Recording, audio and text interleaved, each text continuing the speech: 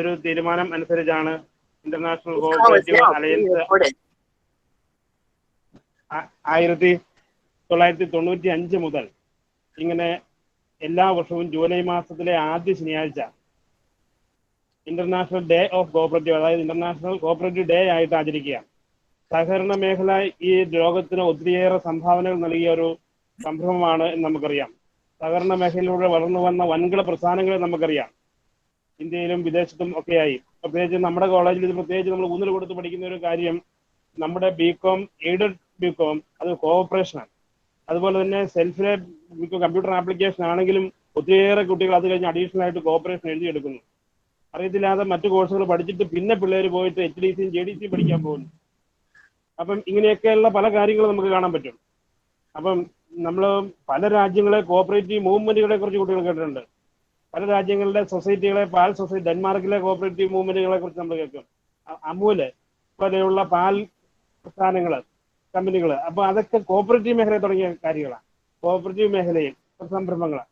അതുപോലെ സഹകരണ മെഡിക്കൽ കോളേജുകൾ, സഹകരണ എഞ്ചിനീയറിംഗ് കോളേജുകൾ തൊട്ട് ഒത്തിരിയേറെ പ്രസ്ഥാനങ്ങൾ.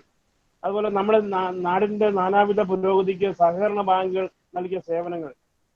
അപ്പം ഇപ്പൊ കോർപ്പറേഷനൊക്കെ പഠിക്കുന്ന കുട്ടികൾ സഹകരണ മേഖലയിൽ ബാങ്കുകളിലേക്ക് ജോലിക്കായി പോയി. ഇപ്പൊ പ്രത്യേകിച്ച് നമ്മുടെ കോളേജിനെയൊക്കെ സംബന്ധിച്ച് പറയുന്ന സഹകരണ മേഖല ബാങ്കുകളിൽ ജോലി ചെയ്യുന്ന ഒരു 120 പേരും സഹകരണ ഡിപ്പാർട്ട്മെന്റിൽ ജോലി ചെയ്യുന്ന ഒരു 100ന്റെ അടുത്ത ആൾക്കാരുമുണ്ട്. ഒരിക്കൽ നമ്മൾ ഈ സംഗമമൊക്കെ വെച്ചാണ് മന്ത്രി കടകംപള്ളി സുരേന്ദ്രനെ നമ്മൾ മേലുകോട്ടാവണം നമ്മുടെ കോളേജിലെ പ്രോഗ്രാം ഉദ്ഘാടനം ചെയ്യുകയൊക്കെ ചെയ്തു.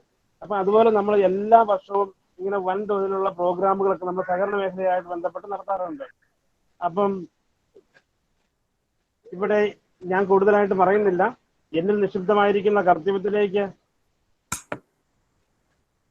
ഞാൻ കടക്കട്ടെ. ഈ മീറ്റിങ്ങിനെ സ്വാഗതം ആശംസിക്കുക എന്നുള്ളതാണ് എന്നിൽ നിക്ഷിപ്തമായിരിക്കുന്ന കർത്തവ്യം. നമ്മുടെ എല്ലാ പ്രോഗ്രാമുകളെയും മുന്നിൽ നിന്ന് നയിക്കുന്ന നമ്മുടെ ആദരണീയനായ പ്രിൻസിപ്പൽ ഡോക്ടർ ഗിരീഷ് കുമാർ സാറാണ്. സാറ് അറിയപ്പെടുന്ന ഒരു വിദ്യാഭ്യാസ വിദഗ്ധനാണ്. പ്രത്യേകിച്ച് അക്കാഡമിക് രംഗത്ത് സാറ് ഒത്തിരിയേറെ സംഭാവനകൾ നൽകിയ വ്യക്തിയാണെന്ന് നമുക്കറിയാം. നമ്മളും കഴിഞ്ഞ ദിവസം സാറിനെ ആദരിച്ചിരുന്നു. എനിക്ക് യൂണിവേഴ്സിറ്റി തന്നെ കൊമേഴ്സിൽ ഏറ്റവും കൂടുതൽ PhD പ്രൊഡ്യൂസ് ചെയ്ത ഒരു വ്യക്തിയാണ് അദ്ദേഹം, 16 PhD. അപ്പം സാർ പഠിപ്പിച്ച കുട്ടികൾ തന്നെ ഇപ്പോൾ പല കോളേജിന്റെ പ്രിൻസിപ്പൽമാരായിരിക്കുന്നു സാർ പറയുകയെ. അപ്പം നമ്മുടെ എല്ലാ പ്രവർത്തനങ്ങൾക്കും മുൻപിൽ നിന്നും നേതൃത്വം നൽകുന്ന സാറിനെ ഈ പ്രോഗ്രാമിലേക്ക് ഉദ്ഘാടനം ചെയ്യുന്നതിലേക്കായിട്ട് ഏറ്റവും സ്നേഹപൂർവ്വം ക്ഷണിക്കുകയാണ്. അതോടൊപ്പം അടുത്തതായി നമ്മുടെ ഈ ഇന്നത്തെ resource person, chief guest AN Satheesan സാറാണ്. സാറ് നമുക്ക് എല്ലാവർക്കും സുപരിചിതനായ ഒരു വ്യക്തിയാണ്. നമ്മുടെ വാല്യൂഷൻ ക്യാമ്പിലും ഒക്കെ ചെല്ലുമ്പോഴും എപ്പോഴും വളരെ നമുക്കൊക്കെ അറിയത്തില്ലാത്ത ഇപ്പോൾ സഹകരണ മേഖലയിൽ 25നും മുകളിൽ വർഷം സഹകരണ ഡിപ്പാർട്ട്മെന്റിൽ അദ്ദേഹം ജോലി ചെയ്തു. സഹകരണവുമായിട്ട് ബന്ധപ്പെട്ട ഒത്തിരിയേറെ കാര്യങ്ങൾ, നമുക്ക് അറിയത്തില്ലാത്ത ആയിരക്കണക്കിന് കാര്യങ്ങളുണ്ട്. അതെല്ലാം സാർ വളരെ സിമ്പിളായിട്ട് പറഞ്ഞു തരുന്നു. അപ്പം അധ്യാപകർക്കൊക്കെ വളരെ ഒത്തിരിയേറെ അഡ്വൈസ് ഒക്കെ നൽകുന്ന ഒരു വ്യക്തിയാണ് അദ്ദേഹം. അത് കഴിഞ്ഞിട്ട് പിന്നെയും അദ്ദേഹം റിട്ടയർമെന്റിന് ശേഷം കുറവലങ്ങാട് ദേവമാതാ കോളേജിൽ അവിടെ ബികോം കോഓപ്പറേഷന്റെ ഒരു സെൽഫ് ഫിനാൻസ് വിഭാഗം ഉണ്ട്. കോർപ്പറേഷൻ മാത്രമല്ല, സാർ അക്കൗണ്ടൻസി ഒക്കെ ഉൾപ്പെടെയുള്ള പേപ്പറുകൾ സാർ പഠിപ്പിക്കുന്നുണ്ട്. അതോടൊപ്പം തന്നെ HDC, JDC, അതുപോലെ തന്നെ മറ്റ് സഹകരണ പരിശീലന കേന്ദ്രങ്ങൾ, കോളേജിൽ പെൻ യൂണിവേഴ്സിറ്റിയുടെ പേര് പറഞ്ഞു, അതുപോലെയൊക്കെയുള്ള മേഖല സാർ നിരന്തരം ക്ലാസ് എടുക്കാനായിട്ട് പോകുന്ന വ്യക്തിയാണ് സംസ്ഥാനത്തുടനീളം. അപ്പം ഇത് സാറിന് ഒത്തിരിയേറെ തിരക്കുകളുണ്ട്. രാവിലെ ഒരു ക്ലാസ്സും പരിപാടികളും പ്രോഗ്രാമുകളൊക്കെ കഴിഞ്ഞാണ് വന്നത്. നമ്മൾ ക്ഷണം സ്വീകരിച്ച് ഈ വർഷവും സാറ് നമുക്കൊരു വെബിനാർ 1 മണിക്കൂർ നമ്മൾ കുട്ടികളോട് സംസാരിക്കാനായിട്ട് കണ്ടെത്തി. സാറിന് സംശയങ്ങളൊക്കെ സാറിനോട് ചോദിക്കാം. പ്രത്യേകിച്ച് സഹകരണ മേഖലയുടെ ഒരു വലിയ പ്രത്യേകത കുറഞ്ഞ ചെറിയ സിലബസ് ആണ്. പക്ഷേ ഇത് നോക്കി കണ്ടും ഒന്ന് പഠിച്ചാൽ PhDയുടെ 10-1 എഫർട്ടേ ഉള്ളൂ. ഈസി ആയിട്ട് ജോലി മേടിക്കാവുന്ന ഒരു മേഖലയാണ്. അതൊക്കെ സാറ് വളരെ സിമ്പിളായിട്ട് പറഞ്ഞു തരും. ചോദിക്കണം, ക്ലാസ് മുഴുവൻ കേൾക്കണം. പിള്ളേര് ഏറ്റവും സ്നേഹപൂർവ്വം സാറിനെ ഈ പ്രോഗ്രാമിലേക്ക് സ്വാഗതം ചെയ്യുന്നു. അതോടൊപ്പം നമ്മുടെ പ്രിയപ്പെട്ട ഡിപ്പാർട്ട്മെന്റിലെ നമ്മുടെ 2 ഡിപ്പാർട്ട്മെന്റിലെ സെൽഫ് ഫൈനാൻസ് വിഭാഗത്തിലെയും എയ്ഡഡ് വിഭാഗത്തിലെ അധ്യാപകർ എല്ലാവരും ഉണ്ട്. ഏവരെയും ഏറ്റവും സ്നേഹപൂർവ്വം ഈ പ്രോഗ്രാമിലേക്ക്, ഈ വെബിനാറിലേക്ക് സ്വാഗതം ചെയ്യുന്നു. അതുപോലെ BCOMലെയും MCOMലെയും 2 BCOMലെയും കുട്ടികൾ, അതുപോലെ MCOMലെ കുട്ടികൾ എല്ലാവരും ഉണ്ട്. അതുപോലെ മറ്റ് പല കുട്ടികളും താല്പര്യപ്പെട്ട അവരും ചേർന്നിട്ടുണ്ട്. ഏവരെയും ഈ പ്രോഗ്രാമിലേക്ക് സ്വാഗതം ചെയ്തുകൊണ്ട് ഞാൻ എൻ്റെ വാക്കുകൾ ഉപസംഹരിക്കുന്നു. അടുത്ത വെബിനാർ ഉദ്ഘാടനം ചെയ്യുന്നതിനായി നമ്മുടെ കോളേജിന്റെ ആദരണീയനായ പ്രിൻസിപ്പൽ ഡോക്ടർ ഗിരീഷ് കുമാർ സാറിനെ സ്നേഹപൂർവ്വം ക്ഷണിക്കുന്നു. Thank you. ഇന്നത്തെ നമ്മുടെ മുഖ്യ അതിഥിയും അറിയപ്പെടുന്ന വിദ്യാഭ്യാസ പ്രവർത്തകനും ട്രെയിനറുമായ Satheesan sir, Melukavu Henry Baker college commerce വകുപ്പിന്റെ അധ്യക്ഷനും കോളേജിന്റെ IQAC കോർഡിനേറ്ററുമായി പ്രവർത്തിക്കുന്ന ഡോക്ടർ സാന്റോ, കൊമേഴ്സ് വകുപ്പിലെ മറ്റ് അധ്യാപക സുഹൃത്തുക്കൾ, ഏറ്റവും സ്നേഹം നിറഞ്ഞ വിദ്യാർത്ഥിനികളെ, ഇന്റർനാഷണൽ ഡേ ഓഫ് കോഓപ്പറേഷൻ ഇത്തരത്തിൽ നടത്തുന്ന സഹകരണ ആഘോഷ പരിപാടിയിലേക്ക് എല്ലാവരും ഞാൻ ഹാർദവമായി സ്വാഗതം ചെയ്യുകയാണ്. സതീശൻ സാറിനെ വീണ്ടും കാണാൻ പറ്റിയതിൽ ഒരുപാട് സന്തോഷമുണ്ട്. നേരിട്ട് നമുക്ക് കാണാൻ പറ്റിയില്ലെങ്കിലും സാങ്കേതിക technology unites us all despite all the problems that persist due to COVID pandemic. എന്തായാലും വളരെയധികം സന്തോഷം ഉള്ള ഒരു സാഹചര്യത്തിലാണ് നാം ജീവിക്കുന്നത്. ഈ പരിപാടി ഉദ്ഘാടനം ചെയ്യുന്നതിന് മുമ്പ് 2-3 സുപ്രധാനമായ കാര്യങ്ങൾ നിങ്ങളുടെ ശ്രദ്ധയിൽപ്പെടുത്തുവാൻ ഞാൻ ആഗ്രഹിക്കുകയാണ്. നമ്മുടെ ലോക ചരിത്രം പരിശോധിച്ചാൽ മനുഷ്യന്റെ ജീവിത ഗുണനിലവാരം വർദ്ധിപ്പിക്കാനും അതുപോലെ ഒരു ഉള്ളവനും ഇല്ലാത്തവനും തമ്മിലുള്ള അന്തരം, ഗ്യാപ്പ് വളരെ ശക്തമായി കുറയ്ക്കാനും സഹകരണ പ്രസ്ഥാനങ്ങൾ ഈ ലോകത്തിന് നൽകിയ സംഭാവനകൾ അതുല്യമാണെന്ന് വിശ്വസിക്കുന്ന വ്യക്തിയാണ് ഞാൻ. 1990-കളിൽ ഞങ്ങളോട് ചോദിച്ചു which is the largest business organisation in the world എന്ന് ചോദിച്ചപ്പോൾ ഞങ്ങൾ അന്ന് ഉത്തരം പറഞ്ഞുകൊണ്ടിരുന്നത് കോഓപ്പറേറ്റീവ് ഫോം ഓഫ് ഓർഗനൈസേഷൻ എന്നാണ്. ലോകത്തിലെ ഒട്ടുമിക്കവാറും രാജ്യങ്ങളിലും അവിടെ ഉൽപാദനവും വിപണനവും വിനിയോഗവും വിതരണവും എല്ലാം സഹകരണ മേഖല കൈയടക്കുകയും സർവ്വസാധാരണക്കാരായ ജനങ്ങളുടെ ജീവിത ഗുണനിലവാരം ഉയർത്തുവാൻ സഹകരണ മേഖല നടത്തിക്കൊണ്ട് ഇടപെടലുകളും സംഭാവനകളും ഏറ്റവും വലുതാണെന്ന് മനസ്സിലാക്കിയിട്ടുണ്ട്. നമുക്കറിയാം, ഇന്ത്യയെ സംബന്ധിച്ച് 1950-കളില് സെൻട്രൽ പ്ലാനിംഗ് കമ്മീഷൻ തുടങ്ങി സെൻട്രൽ പ്ലാനിങ്ങിന്റെ സമയത്ത് പബ്ലിക് സെക്ടറും പ്രൈവറ്റ് സെക്ടറും 2 സെക്ടർ കൂടാതെ രണ്ടിന്റെയും ഇടയ്ക്ക് നിൽക്കുന്ന സഹകരണ പ്രസ്ഥാനങ്ങൾ, കോഓപ്പറേറ്റീവ് ഫോം ഓഫ് ഓർഗനൈസേഷൻസ് വളർന്നു വരേണ്ടത് ഇന്ത്യയുടെ ഗ്രാമങ്ങളുടെയും സർവ്വസാധാരണക്കാരെയും വളർച്ചയ്ക്ക് അനിവാര്യമാണെന്ന് നെഹ്റുവിന് അറിയാമായിരുന്നു. അതുകൊണ്ടാണ് ഇന്ത്യയിൽ ഒരു മിക്സഡ് ഇക്കണോമിക് സെറ്റപ്പും അതിന്റെ സ്ഥലത്ത് തന്നെ സഹകരണ മേഖല പാരലായിട്ട് വളർന്നു വരണം എന്ന വലിയൊരു ദിശാബോധം നെഹ്റുവിനുണ്ടായിരുന്നത്. തീർച്ചയായിട്ടും ഇന്റർനാഷണൽ കോഓപ്പറേറ്റീവ് അലയൻസിനെ കുറിച്ച് നാം പറയുമ്പോൾ ലോകത്തിൽ മറ്റ് രാജ്യങ്ങളിലൊക്കെ സഹകരണ പ്രസ്ഥാനങ്ങളുടെ ഉൽപ്പത്തിയും പരിണാമവും വളർച്ചയും എല്ലാം ഈ സഹകരണ പ്രസ്ഥാനങ്ങൾ ഇന്റർനാഷണൽ കോഓപ്പറേറ്റീവ് അലയൻസിന്റെ ഫണ്ടമെന്റൽ പ്രിൻസിപ്പിൾസിന്റെ കീഴിലുള്ളതാണെന്ന് നമുക്കറിയാം. ഇന്ത്യയെ സംബന്ധിച്ച് പറയുമ്പോൾ സഹകരണ പ്രസ്ഥാനങ്ങൾ 19-ാം നൂറ്റാണ്ടിൽ തുടർന്ന് ഞങ്ങൾ പറയാറുള്ളത് 19-ാം നൂറ്റാണ്ടിൽ തുടങ്ങി 20-ാം നൂറ്റാണ്ടിൽ വളർന്ന് 21-ാം നൂറ്റാണ്ടിൽ കിതച്ചു നിൽക്കുന്ന സഹകരണ പ്രസ്ഥാനങ്ങൾ നമുക്ക് കാണാൻ സാധിക്കും. 19-ാം നൂറ്റാണ്ടിൽ തുടങ്ങി 20-ാം നൂറ്റാണ്ടിൽ കുതിച്ച് 21-ാം നൂറ്റാണ്ടിൽ കിതച്ചു നിൽക്കുന്ന സഹകരണ പ്രസ്ഥാനങ്ങളാണ് നാം ഇന്ന് കാണുന്നത്. സഹകരണ പ്രസ്ഥാനങ്ങളുടെ സംഭാവനകൾ ഒരിടത്ത് നാം സംസാരിക്കുമ്പോഴും അതിന്റെ വളർച്ചയ്ക്ക് പിന്നിൽ നിൽക്കുന്ന ഒരുപാട് പ്രശ്നങ്ങൾ, സ്ട്രക്ചറൽ ഇഷ്യൂസ് പോലുള്ള ഒരുപാട് പ്രശ്നങ്ങൾ ഇന്ന് നിലനിൽക്കുന്നുണ്ടെങ്കിലും സഹകരണ പ്രസ്ഥാനങ്ങൾ ഇന്നും നമ്മുടെ നാട്ടില് സാധാരണക്കാർക്ക് പ്രാപ്യമായ ഏക പ്രസ്ഥാനങ്ങളാണ് നമ്മുടെ സഹകരണ പ്രസ്ഥാനങ്ങൾ നാം മനസ്സിലാക്കണം. തീർച്ചയായിട്ടും ഇന്ത്യയെ കുറിച്ച് പറയുമ്പോൾ India is a land where there is an ocean of island of house in the ocean of have-nots എന്നാണ് നാം പറയാറ്. India is a country where there is an island of house in the ocean of have-nots എന്ന് നാം പറയാറുണ്ട്. ലോകത്തിൽ ഇല്ലാത്തവരുടെ ഒരു പ്രളയത്തിനിടയ്ക്ക് ഉള്ളവരുടെ ചെറിയൊരു തുരുത്ത് നമുക്ക് കാണാൻ സാധിക്കും. അത്രയ്ക്ക് ഉള്ളവരും ഇല്ലാത്തവരും തമ്മിലുള്ള അന്തരം നിലനിൽക്കുന്ന രാജ്യമാണ് നമ്മുടേത്. തീർച്ചയായിട്ടും നമ്മുടെ രാജ്യത്ത് ഏതാണ്ട് 81% വിഭവങ്ങളും 17% വ്യക്തികൾ കൈയടക്കിക്കൊണ്ടിരിക്കുന്നു എന്നുള്ളതാണ് പഠനങ്ങൾ തെളിയിക്കുന്നത്. ലോകത്തിലുള്ള മൊത്തം ആസ്തികൾ പരിശോധിച്ചാൽ വൻകിട പ്രസ്ഥാനങ്ങളും വ്യക്തികളും അടങ്ങുന്ന സ്ഥാപനങ്ങളും വ്യക്തികളുടെയും കയ്യിലാണ് ലോകത്തിലുള്ള റിസോഴ്സസിന്റെ മജോറിറ്റി എന്ന് നാം തിരിച്ചറിയുമ്പോൾ ഇതിനെ സാധാരണക്കാർക്ക് അത്താണിയായി നിലനിൽക്കേണ്ട സഹകരണ പ്രസ്ഥാനങ്ങളുടെ പ്രസക്തി നമുക്ക് മനസ്സിലാവും. ഞാൻ ഒരുപാട് സംസാരിക്കുന്നില്ല. ഞാൻ വർഗീസ് കുര്യനെ മനസ്സുകൊണ്ട്, ഇവിടെ ഡോക്ടർ സാന്റോ സൂചിപ്പിച്ച പോലെ ഡോക്ടർ വർഗീസ് കുര്യനെ മനസ്സുകൊണ്ട് നമിച്ചുകൊണ്ട് ഞാൻ ഓർക്കുകയാണ്.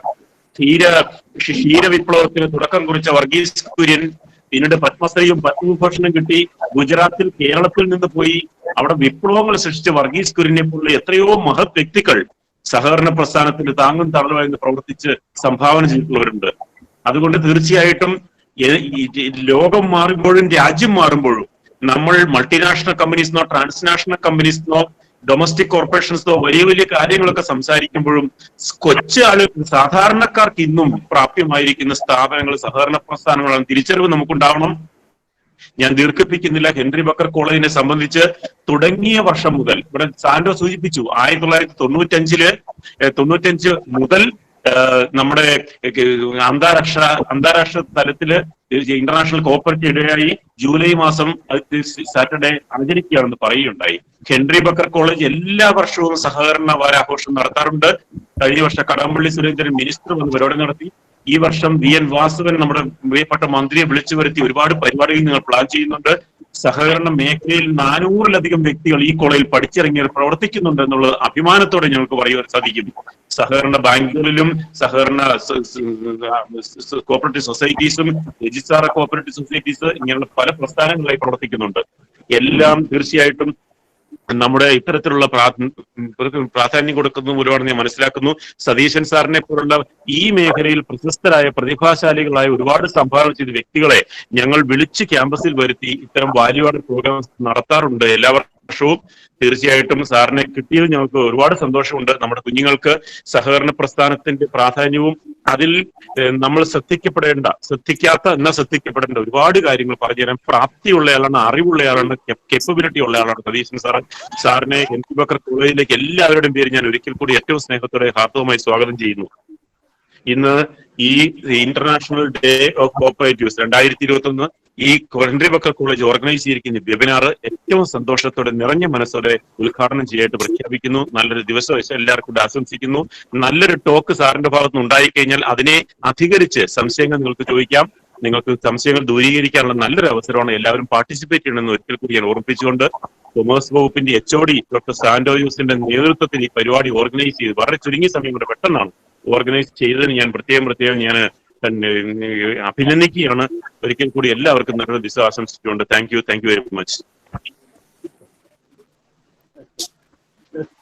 സാർ, നമുക്ക് അടുത്ത വെബിനാറിന്റെ മെയിൻ സെഷൻ ആരംഭിക്കുകയാണ്. അതിനായി സ്നേഹപൂർവ്വം സതീഷ് സാറിനെ ക്ഷണിക്കുന്നു. Okay, thank you. ഏറെ ആദരണീയനായ പ്രിൻസിപ്പൽ ഡോക്ടർ ഗിരീഷ് കുമാർ സാറെ, കൊമേഴ്സ് വിഭാഗ HOD ഡോക്ടർ സാൻഡോ ജോസ് സാറ് എൻ്റെ സുഹൃത്തും, കൊമേഴ്സ് വിഭാഗത്തിലുള്ള മുഴുവൻ ആൾക്കാരും എൻ്റെ സുഹൃത്തുക്കളാണ്. സാൻഡോ സാറ് മാത്രമല്ല, എല്ലാ ആൾക്കാരും എൻ്റെ സുഹൃത്തുക്കളാണ്. അപ്പോൾ കൊമേഴ്സ് ഡിപ്പാർട്ട്മെന്റിലെ സുഹൃത്തുക്കളെ, വിദ്യാർത്ഥിനികളെ, ഇങ്ങനെ ഒരു അന്താരാഷ്ട്ര സഹകരണ ദിനം നമ്മൾ ആചരിക്കുന്നു എന്നുള്ളത് നമ്മുടെ പത്രങ്ങള്, മാധ്യമങ്ങള് വേണ്ടത്ര പ്രാധാന്യം കൊടുത്തുകൊണ്ട് പറയാത്ത ഒരു കാര്യമാണ്. 1923 മുതൽ അന്തർദേശീയ സഹകരണ ദിനം ആചരിച്ചു വരികയാണ്. നിങ്ങൾ കോളേജിൽ പഠിച്ചിട്ടുണ്ട്, സഹകരണ പ്രസ്ഥാനത്തിന് 2 തരം മാനേജ്മെന്റ് അല്ലെങ്കിൽ 2 തരത്തിലുള്ള സെറ്റപ്പുകളുണ്ട് ഇതിനെ കൺട്രോൾ ചെയ്യുന്നതിന്. ഒന്ന് അനൗദ്യോഗിക സെറ്റപ്പ് എന്ന് പറയും, അതായത് നോൺ ഒഫീഷ്യൽ സെറ്റപ്പ്. അത് ഗവൺമെന്റുകൾക്ക് യാതൊരു പങ്കാളിത്തവും ഇല്ലാത്ത സഹകരണ സംഘങ്ങളുടെ പരിരക്ഷയും ഉന്നമനവും മാത്രം കാക്ഷിക്കുന്ന ഒരു സെറ്റപ്പാണ്. ലോകത്തിലുള്ള എല്ലാ രാജ്യങ്ങളിലെയും സഹകരണ പ്രതിനിധികൾ കൂടുന്നതാണ് ഇന്റർനാഷണൽ കോപ്പറേറ്റീവ് അലയൻസ്. അവരാണ് 1923 മുതൽ സഹകരണ ദിനം ആചരിക്കാൻ തുടങ്ങിയത്. ഇത് ലണ്ടനിൽ വെച്ചിട്ടാണ് ആദ്യമായിട്ട് ആരംഭിക്കുന്നത്. 1923 ജൂലൈ മാസം 7-ാം തീയതി 7 നിറങ്ങളുള്ള, മഴവില്ലിന്റെ നിറങ്ങളുള്ള സഹകരണ പതാക ഉയർത്തിക്കൊണ്ടാണ് അന്ന് സഹകരണ ദിനം പ്രഖ്യാപിച്ചത്. അതിനുശേഷം എല്ലാ വർഷവും ഇങ്ങനെ ആചരിക്കുകയും 1995 യുണൈറ്റഡ് നേഷൻസ് ഓർഗനൈസേഷൻ അവർ മനസ്സിലാക്കി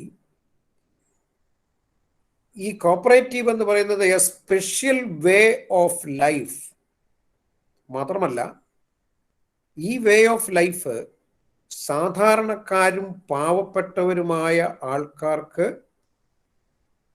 അവരുടെ ജീവിത സാഹചര്യങ്ങൾ മെച്ചപ്പെടുത്തുന്നതിന് ഏറ്റവും കരണീയമായിട്ടുള്ള അല്ലെങ്കിൽ ആശ്രയിക്കാവുന്നത് സഹകരണ പ്രസ്ഥാനമാണ് എന്ന് മനസ്സിലാക്കിക്കൊണ്ട് സഹകരണ പ്രസ്ഥാനങ്ങൾ സമാധാനത്തിൻ്റെയും പുരോഗതിയുടെയും ഒരു നാഴികക്കല്ലാണ് അല്ലെങ്കിൽ ഒരു സിംബലാണ് എന്ന് മനസ്സിലാക്കിക്കൊണ്ട് ഐക്യരാഷ്ട്ര സംഘടന 1990 ഒരു തീരുമാനമെടുത്തു. അവരുടെ ജനറൽ അസംബ്ലിയിൽ സഹകരണ പ്രസ്ഥാനം എല്ലാ വർഷവും അങ്ങനെ സഹകരണ ദിനം ആചരിക്കുന്നുണ്ട്. നമുക്ക് എന്തുകൊണ്ട് അവരോട് യോജിച്ചുകൂടാ? ലോകത്തിലെ സാധാരണക്കാർ പാവപ്പെട്ടവരുമായ ആൾക്കാർക്ക് എന്തെങ്കിലുമൊക്കെ പ്രയോജനങ്ങൾ ലഭിക്കുന്ന തരത്തിൽ അവർ പ്രയത്നിക്കുന്നുണ്ട്. അങ്ങനെ 90 ഒരു തീരുമാനം എടുത്തെങ്കിലും 5 വർഷം കൂടി കഴിഞ്ഞ് 95 ഐക്യരാഷ്ട്രസഭ ICAയോട് കൂടിച്ചേർന്നുകൊണ്ട് അന്താരാഷ്ട്ര സഹകരണ ദിനം ആചരിക്കുന്നതിന് തീരുമാനമെടുത്തു. അങ്ങനെ ICAയുടെ 99ാമതും UN-ന്റെ 27ാമതും അന്താരാഷ്ട്ര സഹകരണ ദിനമാണ് ഇന്ന് നമ്മൾ ആചരിക്കുന്നത്. ഇവിടെ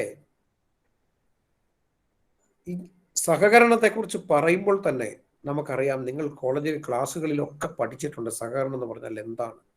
അതിനെക്കുറിച്ച് ഒന്നും ഞാൻ പറയുന്നില്ല. ഇന്നത്തെ ഈ പാൻഡമിക് സിറ്റുവേഷനിൽ 2021 നിൽക്കുമ്പോൾ മനുഷ്യർ തമ്മിലുള്ള സഹകരണം പിടിച്ചു മാറ്റുന്ന തരത്തിലുള്ള സംവിധാനമാണ് നമ്മുടെ COVID-19 ഉണ്ടാക്കിയെടുത്തിട്ടുള്ളത് ലോകത്ത് മുഴുവൻ. നിങ്ങൾക്കറിയാം, COVID-19 പ്രധാനപ്പെട്ട സ്ലോഗൻ ബ്രേക്ക് ദ ചെയിൻ എന്നാണ്. ചെയിനിനെ ബ്രേക്ക് ചെയ്യുക, അടുത്തിരുന്ന മനുഷ്യരെ തമ്മിൽ അകറ്റുക എന്നുള്ളതാണ്. പക്ഷേ കോർപ്പറേഷൻ അതിന് നേരെ വിരുദ്ധമാണ്. പക്ഷെ ഇപ്പോഴത്തെ ഈ ഒരു അവസ്ഥയിൽ ബ്രേക്ക് ദ ചെയിൻ അല്ലാതെ വേറെ മാർഗവുമില്ല. അതുകൊണ്ട് കോപ്പറേറ്റീവ് ഡേ ഉദ്ഘോഷിക്കുന്ന അല്ലെങ്കിൽ ഈ പ്രസ്ഥാനങ്ങൾ ഉദ്ഘോഷിക്കുന്നത് COVID-19 ആണെങ്കിലും ബ്രേക്ക് ദ ചെയിൻ ആണെങ്കിലും അകലത്തിലിരുന്നു കൊണ്ട് ഒരുമിച്ച് പ്രവർത്തിക്കുന്ന ഒരു സംവിധാനം പ്രവർത്തിക്കുന്നത് കാണിച്ചു കൊടുക്കുക എന്നുള്ളതാണ് നമ്മളുടെ സഹകരണ പ്രസ്ഥാനത്തിൻ്റെ ഈ സഹകരണ ദിനത്തിൻ്റെ പ്രധാനപ്പെട്ട സന്ദേശം. അതായത് ഈ ബ്രേക്ക് ദ ചെയിൻ കാലഘട്ടത്തിലും സ്വാശ്രയത്തിൻ്റെയും ഐക്യദാർഢ്യത്തിൻ്റെയും സഹകരണ മൂല്യങ്ങളുടെയും സാമൂഹിക ഉത്തരവാദിത്തത്തിൻ്റെയും ധാർമ്മിക മൂല്യങ്ങൾ, സമൂഹത്തോടുള്ള ആകുലതകൾ, ധാർമ്മിക മൂല്യങ്ങളാൽ നിലനിൽക്കുന്ന ഒരു മനുഷ്യ കേന്ദ്രീകൃത ബിസിനസ് മോഡൽ, അതാണ് കോർപ്പറേഷൻ. പരസ്പരമുള്ള അസമത്വം കുറയ്ക്കുന്നതിന് സഹകരണ പ്രസ്ഥാനങ്ങൾക്ക് കഴിയും. അത് കഴിയണം. അതാണ് ഈ സന്ദേശം എന്ന് പറയുന്നത്. പക്ഷേ നമ്മളുടെ ഈ സഹകരണ സന്ദേശം ഇപ്പോഴ് 2021 ICAയും ഐക്യരാഷ്ട്ര സംഘടനയും പറയുന്നത്. നമ്മൾ എത്രയോ നാളുകൾക്ക് മുമ്പേ ഇത് ആരംഭിച്ചു കഴിഞ്ഞു. ഇന്ത്യയെ സംബന്ധിച്ച് പറയുമ്പോൾ നമ്മളുടെ പൗരാണികമായ ചിന്താഗതി തന്നെ ഇങ്ങനെയായിരുന്നു. നമ്മുടെ പൈതൃകം പറയുന്നത് ഇങ്ങനെയാണ്, ലോകാസമസ്ത സുഖിനോ ഭവന്തു. ലോകത്തിലുള്ള എല്ലാവർക്കും നന്മ വരട്ടെ എന്നല്ല, നമുക്ക് മാത്രം നന്മ വരട്ടെ എന്നല്ല. നമ്മളുടെ മറ്റൊരു കൺസെപ്റ്റാണ് വസുധൈവ കുടുംബകം, ലോകം മുഴുവനുമാണ്. അപ്പൊ ഈ പാൻഡമിക് സിറ്റുവേഷന് മുമ്പ് തന്നെ നമ്മുടെ ഇന്ത്യയില് പൗരാണിക കാലം മുതൽ തന്നെ നമ്മൾ ഇങ്ങനെ ഒരു സഹകരണ അടിസ്ഥാനത്തിൽ പ്രവർത്തിച്ചിരുന്നു എന്നുള്ളതാണ് അതിൻ്റെ ശരി. നമ്മൾ ലോകത്തിന് മുന്നിൽ മാതൃകയുമാണ് ആ കാര്യത്തിൽ. പക്ഷേ പലപ്പോഴും നമ്മൾ ഇതൊന്നും അറിയാതെ പോകുന്നു എന്നുള്ളതാണ് നമ്മുടെ ഏറ്റവും വലിയൊരു പ്രശ്നം. സഹകരണ ദിനത്തെക്കുറിച്ച് ഞാൻ അത്ഭുതത്തോടെ ആലോചിച്ചു. ഇന്നത്തെ പത്രത്തിൽ പോലും ഒരു കുറിപ്പില്ല. ഞാൻ അന്വേഷിച്ചു. ഒരു പത്രക്കാരനോട് ഞാൻ ചോദിച്ചപ്പോൾ പറഞ്ഞു, ഒന്നുകിൽ സഹകരണ മന്ത്രി ഒരു കുറിപ്പ് കൊടുത്താൽ അല്ലെങ്കിൽ അഭിമുഖം കൊടുത്താൽ പ്രസിദ്ധീകരിക്കും, അല്ലെങ്കിൽ രജിസ്ട്രാർ കൊടുത്താൽ പ്രസിദ്ധീകരിക്കും. അല്ലാത്ത സാധാരണക്കാരായി കുറിപ്പ് കൊടുത്താൽ പത്രങ്ങൾ ഇത് പ്രസിദ്ധീകരിക്കുകയില്ല. അത്തരം പിന്നോട്ടുള്ള ചിന്താഗതിയാണ് നമ്മളുടെ സംസ്ഥാനത്ത് നിലനിൽക്കുന്നതെന്നാണ് ഞാൻ ചിന്തിക്കുന്നതാണ്. ഇത് എൻ്റെ ഒരു അഭിപ്രായം മാത്രമാണ്. പക്ഷെ നമ്മുടെ കോർപ്പറേഷൻ അങ്ങനെയല്ല. കോർപ്പറേഷനെ സംബന്ധിച്ച് ഐക്യരാഷ്ട്ര സംഘടന പറഞ്ഞാണ് it is a way of peace എന്നാണ് പറഞ്ഞത്. ഇത് സമാധാനത്തിൻ്റെ ഒരു വഴിയാണ്. നമുക്കറിയാം, ക്യാപിറ്റലിസത്തിൻ്റെയും സോഷ്യലിസത്തിൻ്റെയും ഒക്കെ നടുക്കുകൂടെയുള്ള ഒരു ഗോൾഡൻ വേ ആയിട്ടാണ് നമ്മളിത് കരുതുന്നത്, ഗോൾഡൻ മീൻസ്. അപ്പൊ അതുകൊണ്ട് ഈ കാര്യം നമ്മളുടെ സഹകരണം, ഇപ്പോഴേക്ക് പറയുന്ന ഈ സഹകരണ ദിന സന്ദേശത്തിൽ പറയുന്ന റീബിൽഡ് ബെറ്റർ ടുഗദർ, നമ്മൾ ഇതിനേക്കാൾ മുമ്പ് ഇതിനേക്കാൾ സജീവമായിട്ട് നടപ്പിക്കാൻ കഴിഞ്ഞു. 2018 നിങ്ങൾക്ക് ഓർമ്മയുണ്ടാവും. 2018 കേരളം കണ്ട ഏറ്റവും വലിയ ജലപ്രളയമായിരുന്നു. ആ ജലപ്രളയത്തിൽ വീട്, കച്ചവട സ്ഥാപനങ്ങൾ, എന്തിന് ഈവൻ നമ്മളുടെ ഈ പറമ്പ്, നമുക്ക് വീടിരിക്കുന്ന സ്ഥലം പോലും ഒഴുകിപ്പോയ ആൾക്കാർക്ക്, അവർക്കൊക്കെ ഒരു കൈത്താങ്ങായിട്ട് കെയർ ഹോം പദ്ധതി, നിങ്ങൾ കേട്ടിട്ടുണ്ടാവും, കെയർ ഹോം പദ്ധതി. സഹകരണ പ്രസ്ഥാനങ്ങളിലെ കോമൺ ഗുഡ് ഫണ്ട് അല്ലെങ്കിൽ പൊതുനന്മ ഫണ്ട് ഉപയോഗിച്ചുകൊണ്ട് കേരളത്തിലെ അശരണർക്കൊരു കൈത്താങ്ങായിട്ട് ഏറ്റവും കൂടുതൽ സംഭാവന നൽകിയത് സഹകരണ പ്രസ്ഥാനങ്ങളാണ്. നിങ്ങൾക്കറിയാം, അങ്ങനെ വീട് വയ്ക്കുന്നതിനും ചീഫ് മിനിസ്റ്ററുടെ ഫണ്ടിലേക്കും ഒക്കെ പണം ഒഴുകിയെത്തുകയായിരുന്നു. ആ ഒഴുകിയെത്തിയതൊക്കെ സംഭാവന ചെയ്തത്, മെജോറിറ്റി സംഭാവനകൾ നമ്മളുടെ സഹകരണ പ്രസ്ഥാനങ്ങളിൽ നിന്നായിരുന്നു എന്നുള്ളത് കൂടി ഈ അവസരത്തിൽ നിങ്ങൾ ഓർത്തിരിക്കണം. അപ്പൊ 3 വർഷം ഇപ്പം ഐക്യരാഷ്ട്ര സംഘടന പറയുന്ന, അന്താരാഷ്ട്ര സഹകരണ സഖ്യം പറയുന്ന ഈ റീബിൽഡ് ബെറ്റർ ടുഗദർ എന്ന് പറയുന്നത് നമ്മൾ 3 വർഷം മുമ്പേ ഇതിനേക്കാൾ സജീവമായി നടപ്പിലാക്കി കഴിഞ്ഞു. അപ്പോ നമ്മൾ എത്രമാത്രം വളർന്നിരിക്കുന്നു എന്ന് മനസ്സിലാക്കുകയാണ്. പക്ഷെ പലപ്പോഴും സഹകരണ വിദ്യാഭ്യാസത്തിൻ്റെ കാര്യത്തിൽ നമുക്ക് ഇത്തരം കാര്യങ്ങൾ നമ്മൾ അറിയുന്നില്ല എന്നുള്ളതാണ് ശരി. നമുക്കറിയാം, കോപ്പറേറ്റീവ് 5ാമത്തെ ഒരു സഹകരണ തത്വമുണ്ട്, എഡ്യൂക്കേഷൻ, ട്രെയിനിങ് ആൻഡ് ഇൻഫർമേഷൻ.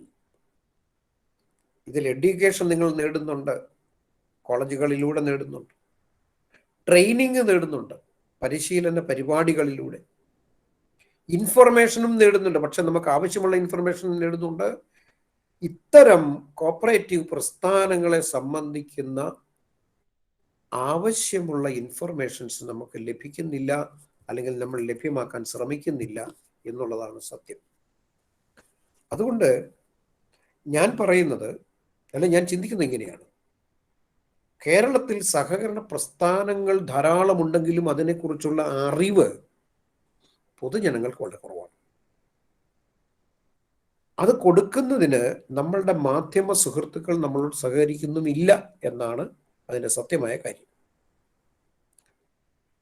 നമ്മളിങ്ങനെയൊരു സഹകരണ പ്രസ്ഥാനം വരുമ്പോൾ, ഇപ്പം ഇതിനകത്ത് ഒരുമിച്ച് നിന്ന് മെച്ചപ്പെട്ട പുനർനിർമ്മാണം എന്ന ഈ വിഷയത്തെ അധികരിച്ച് സംസാരിക്കുമ്പോൾ ലോകം മുഴുവൻ അംഗീകരിച്ച കാര്യമാണ്, ഒരു തകർച്ച ഉണ്ടായിട്ടുണ്ട്. എവിടെയാണ് ആ തകർച്ച?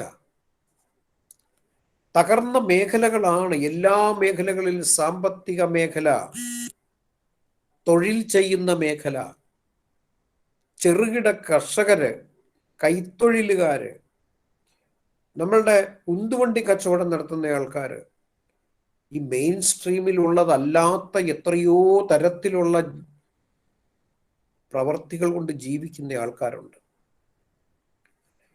ഈ തകർന്ന മേഖലയെ എങ്ങനെ പുനരുദ്ധരിക്കാൻ കഴിയും, എങ്ങനെ പുനഃസ്ഥാപിക്കാൻ കഴിയും, അതിന് ഏറ്റവും കൂടുതൽ ശക്തമായി പങ്കെടുക്കാൻ സാധിക്കുന്നത് സഹകരണ മേഖലയ്ക്കാണെന്നാണ് UN-ഉം ICA-യും പറയുന്നത്. ഇത് മാത്രമല്ല, ഇതൊരു സാമ്പത്തിക വശം മാത്രമാണ്. മറ്റൊരു വശമുണ്ട്. ഈ പാൻഡമിക് സിറ്റുവേഷനുകളിൽ നമ്മളുടെ കടകമ്പോളങ്ങൾ, മാർക്കറ്റുകൾ, റോഡുകൾ എല്ലാം അടച്ചിട്ട് ലോക്ക്ഡൗൺ ആയിട്ടിരിക്കുന്ന ഒരു കാലഘട്ടത്തിൽ മനുഷ്യന്റെ മനസ്സുകൾ തകരുന്നുണ്ട്. തകർന്ന മനസ്സുകൾ, അവർക്കൊരു സന്തോഷം കിട്ടണം. അവർ സാമ്പത്തികം തകരുന്നു, അതിനോടൊപ്പം തകരുന്ന മനസ്സുകളുമുണ്ട്. ഇത് സമൂഹത്തെ ചെറുതായിട്ടല്ല ബാധിക്കുന്നത്, വളരെ കഠിനമായി ബാധിക്കുന്നുണ്ട്. ഇത്തരം സാഹചര്യങ്ങളെ നേരിടുന്നതിന് വേണ്ടിയിട്ട് സഹകരണ പ്രസ്ഥാനങ്ങൾക്ക് എന്ത് ചെയ്യാൻ കഴിയും? സഹകരണ പ്രസ്ഥാനങ്ങൾക്ക് ധാരാളമായി ചെയ്യാൻ കഴിയുമെന്നാണ് പറയുന്നത്. അതിനുവേണ്ടിയുള്ള ശ്രമങ്ങൾ നമ്മൾ നടത്തുന്നതായിരിക്കണം ഈ വർഷത്തെ നമ്മളുടെ സന്ദേശമെന്ന് പറയുന്നത്. അപ്പൊ തകർന്ന മനസ്സുകളെ സന്തോഷിപ്പിക്കണമെങ്കിൽ ഒരു കാര്യം ചെയ്തെങ്കിൽ മാത്രമേ പറ്റുള്ളൂ, കൂട്ടായ്മയിലൂടെ. കൂട്ടായ്മ ഇല്ല എങ്കിൽ ഈ പറയുന്ന സന്തോഷം നമുക്കുണ്ടാവില്ല. അപ്പൊ നോക്കിയാൽ നമ്മളുടെ പുരാതന ഗ്രീസിലെ അരിസ്റ്റോട്ടിൽ പണ്ട് പറഞ്ഞിരുന്നു, man is A social animal. അദ്ദേഹം അങ്ങനെയാണ് പറഞ്ഞത്, അങ്ങനെ ചിന്തിച്ചിരുന്നു. അങ്ങനെയാണ്, ഒരു സാമൂഹ്യ ജീവിയാണ് നമ്മൾ. മനുഷ്യൻ ഒരു സാമൂഹ്യ ജീവിയാണ്. ഈ സാമൂഹ്യ ജീവി എന്ന് പറയുമ്പോൾ നമുക്ക് സഹകരണം ഉണ്ടായിരിക്കണം. അതായത് ഒറ്റയ്ക്കൊറ്റയ്ക്ക് നമുക്ക്, a man cannot live isolated എന്നാണ് അത് അരിസ്റ്റോട്ടിൽ പറയുന്നത്. ഒരിക്കലും ഒരു മനുഷ്യന് അവൻ മാത്രമായിട്ട് ജീവിക്കാൻ പറ്റില്ല. ഐസൊലേറ്റ് ചെയ്ത് ഏകാന്തമായിട്ട് ജീവിക്കുക എന്ന് പറയുന്നത് അപ്രസക്തമാണ്. അങ്ങനെ ചിന്തിക്കാൻ പോലും പറ്റില്ല. നമ്മുടെ വീടുകളിലൊക്കെ അല്പസ്വല്പം വഴക്കുണ്ടാക്കുമെന്ന് നമ്മൾ പറയും.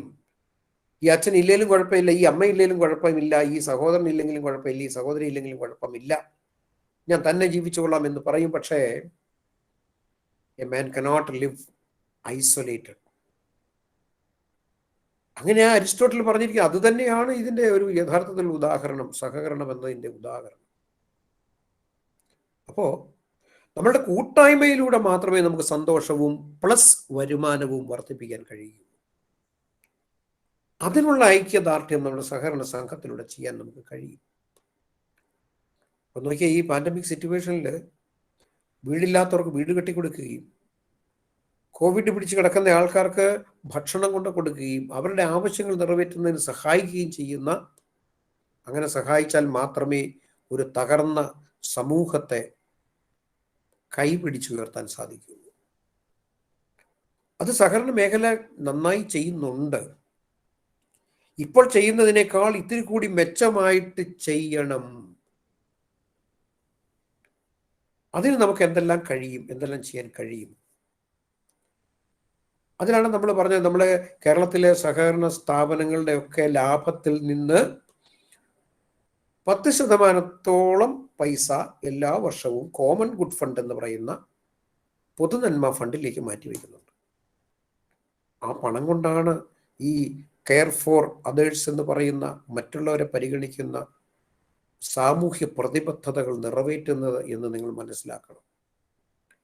നമ്മുടെ ഒരു കേരളത്തിൽ കാണുന്ന വിദ്യാഭ്യാസം ഉള്ളവനായിക്കോട്ടെ അല്ലാത്തവനായിക്കോട്ടെ ഒരു സഹകരണ പ്രസ്ഥാനത്തെക്കുറിച്ച് ചോദിച്ചാൽ അവരുടെ സങ്കല്പം എന്ന് പറയുന്നത് ഇങ്ങനെയാണ്: വായ്പ വാങ്ങിക്കുന്നതിനും പണം നിക്ഷേപിക്കുന്നതിനും നമ്മളോട് മറ്റുള്ളവർ വാങ്ങിക്കുന്നതിനേക്കാൾ ഒരു അല്പം കൂടി പലിശ കൂടുതൽ വാങ്ങിക്കുന്ന സംവിധാനം മാത്രമാണ് സഹകരണം.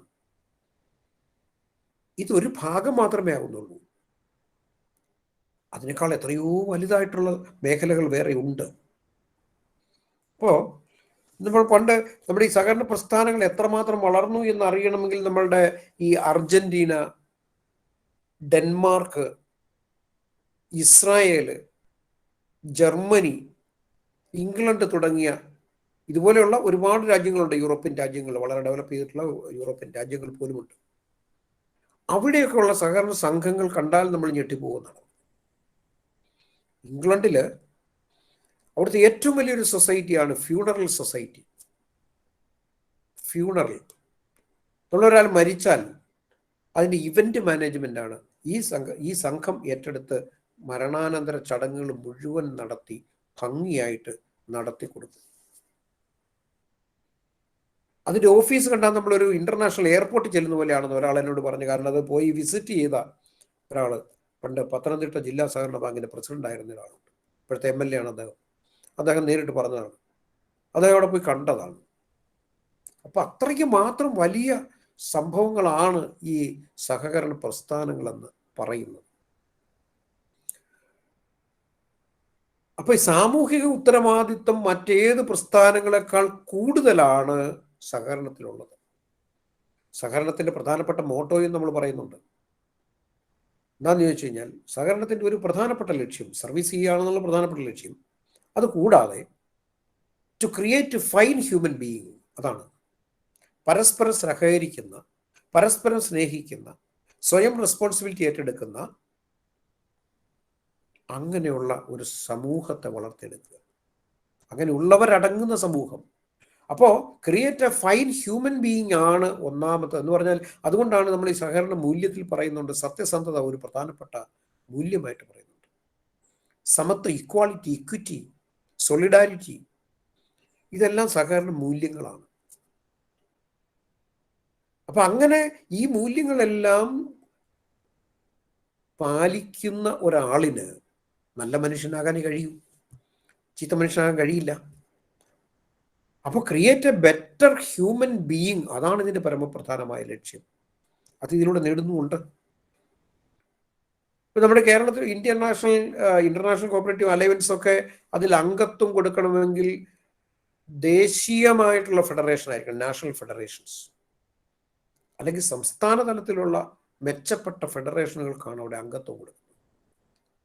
പക്ഷെ നമ്മുടെ കേരളത്തിൽ നിന്നൊരു സംഘം, ഒരു പ്രൈമറി സംഘം എന്ന് വേണമെങ്കിൽ പറയാം, ആ സംഘത്തിന് അംഗത്വം കൊടുത്തിട്ടുണ്ട്. ആജീവനാന്ത അംഗത്വമാണ് കൊടുത്തിരിക്കുന്നത്. 2018 കൊടുത്തതാണ്. ആ സംഘത്തെക്കുറിച്ച് ഒരുപക്ഷെ നിങ്ങൾക്ക് അറിയായിരിക്കും. ഗുണമായിട്ടും ദോഷമായിട്ടും ഈ അടുത്ത കാലങ്ങളിൽ ധാരാളം വാർത്തകൾ പത്രത്തിലൂടെ വരുന്നുണ്ട്. അതിൽ ഏറ്റവും കൂടുതൽ അവരെ ഉപദ്രവിക്കുന്നത് പത്രക്കാരാണെന്ന് എനിക്ക് തോന്നുന്നത്. പത്രക്കാർ പറയുന്നത് സഹകരണ പ്രസ്ഥാനത്തിൽ ഇങ്ങനെയെന്ന് പറയുന്നത് ഒരു സ്വകാര്യ സംരംഭം പോലെയാണ് അവർ പറയുന്നത്. 1925 വാഗ്ഭടാനന്ദ സ്വാമികൾ എന്ന് പറയുന്ന, വാഗ്ഭടാനന്ദൻ എന്ന് പറയുന്ന മലബാർ മേഖലയിലെ ഒരു സന്യാസിയായിരുന്നു. അദ്ദേഹമാണ് ഊരാളുങ്കൽ കോപ്പറേറ്റീവ് സൊസൈറ്റി എന്ന് പറയും, Uralungal contract cooperative society, labour contract cooperative society, കോഴിക്കോടിനടുത്താണ് ഊരാളുങ്കൽ.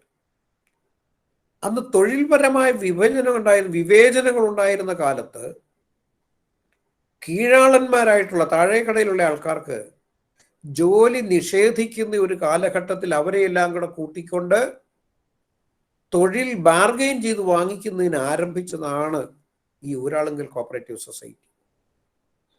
ഇന്ന് കേരളത്തിലെ അല്ലെങ്കിൽ ലോകത്തിലെ തന്നെ മൾട്ടിനാഷണൽ ഭീമന്മാരെക്കാൾ വലിയ തോതിലുള്ള കൺസ്ട്രക്ഷൻ വർക്കുകൾ നടത്തുന്നതിന് ശേഷിയുള്ളവരാണ് അവർ. 14 നിലകളുള്ള പൂജപ്പുരയിൽ 14 നിലകളുള്ള രജിസ്ട്രാർ ഓഫീസ് കൺസ്ട്രക്ട് ചെയ്തത് കോൺട്രാക്റ്റീവരായിരുന്നു, ഊരാളുങ്കൽ സൊസൈറ്റി ആയിരുന്നു. കോഴിക്കോട് കിൻഫ്ര പാർക്ക്, എറണാകുളത്തൊരു പാർക്ക്, തിരുവനന്തപുരത്തൊരു പാർക്ക്, സാങ്കേതിക പാർക്കാണ്. അതൊക്കെ കൺസ്ട്രക്ട് ചെയ്തത് ഈ ഊരാളുങ്കൽ സൊസൈറ്റിയാണ്. എനിക്ക് ഈ ഊരാളുങ്കൽ സൊസൈറ്റിയെ കുറിച്ച് ഇങ്ങനെ പത്രങ്ങളൊക്കെ എഴുതുമ്പോൾ എനിക്ക് സങ്കടം തോന്നാറുണ്ട്. ഇതൊരു സ്വകാര്യ വ്യക്തി നടത്തുന്ന ഒരു പരിപാടി പോലെ ടെൻഡറൊന്നുമില്ലാതെ ഇവർക്ക് കൊടുത്തു, ഇവർ അനധികൃതമായി കൊടുത്തു എന്നൊക്കെ പറഞ്ഞ് ആരോപണങ്ങൾ ഉന്നയിക്കാറുണ്ട് ഇവർക്ക് കോൺട്രാക്റ്റുകൾ ഗവൺമെന്റിൽ നിന്ന് കൊടുക്കുമ്പോൾ. പക്ഷെ അതൊന്നും ശരിയല്ല. കാരണം ഇതൊരു പ്രൈവറ്റ് സ്ഥാപനമല്ല, സഹകരണത്തിൽ സഹകാരികളുടെ സ്ഥാപനമാണ്. സഹകാരികളുടെ സ്ഥാപനം, അത്തരം സ്ഥാപനങ്ങൾ ഇന്ത്യയിൽ മാത്രമല്ല വിദേശ രാജ്യങ്ങളിലുണ്ട്. ലോകത്തെ ഏറ്റവും കൂടുതൽ കൃഷിക്കാർക്ക് വേണ്ടിയിട്ട് യൂറിയ ഉൽപ്പാദിപ്പിക്കുന്നത് ഇന്ത്യയിലെ ഒരു സഹകരണ സ്ഥാപനമാണ്. എത്ര പേർക്കറിയാം? Indian farmers and fertilisers cooperatives limited, IFFCO എന്ന് പറയും. ലോകത്തിൽ ഏറ്റവും കൂടുതൽ യൂറിയ ഉൽപ്പാദിപ്പിക്കുന്നത് നമ്മളാണ്. ഈ ഇഫ്കോയിൽ നിന്നാണ് നമ്മൾ വിദേശ രാജ്യങ്ങളിലേക്ക് എക്സ്പോർട്ട് ചെയ്യുന്ന യൂറിയ. അതൊരു കോപ്പറേറ്റീവ് സൊസൈറ്റിയാണ്. അങ്ങനെ എത്രയോ എണ്ണം. ഈ അടുത്ത കാലത്ത് നിങ്ങൾ കണ്ടിട്ടുണ്ടാകും, 2 വർഷം മുമ്പാണ് നമ്മുടെ തിരുവനന്തപുരത്ത് മിതമായ നിരക്കിൽ താമസിക്കാൻ വളരെ മെച്ചപ്പെട്ട രീതിയിൽ ഉള്ള മുറികൾ മിനിമം വേതനത്തിൽ ലാഡർ എന്ന് പറയും. ലാഡർ കോഴിക്കോട് സിറ്റി കോപ്പറേറ്റീവ് ബാങ്കിന്റെ ഒരു സഹോദര സ്ഥാപനമാണ് ലാഡർ. അപ്പൊ ഇത്തരം സംഘങ്ങൾ, ഇത്തരം പ്രസ്ഥാനങ്ങൾ ലോകത്തിൽ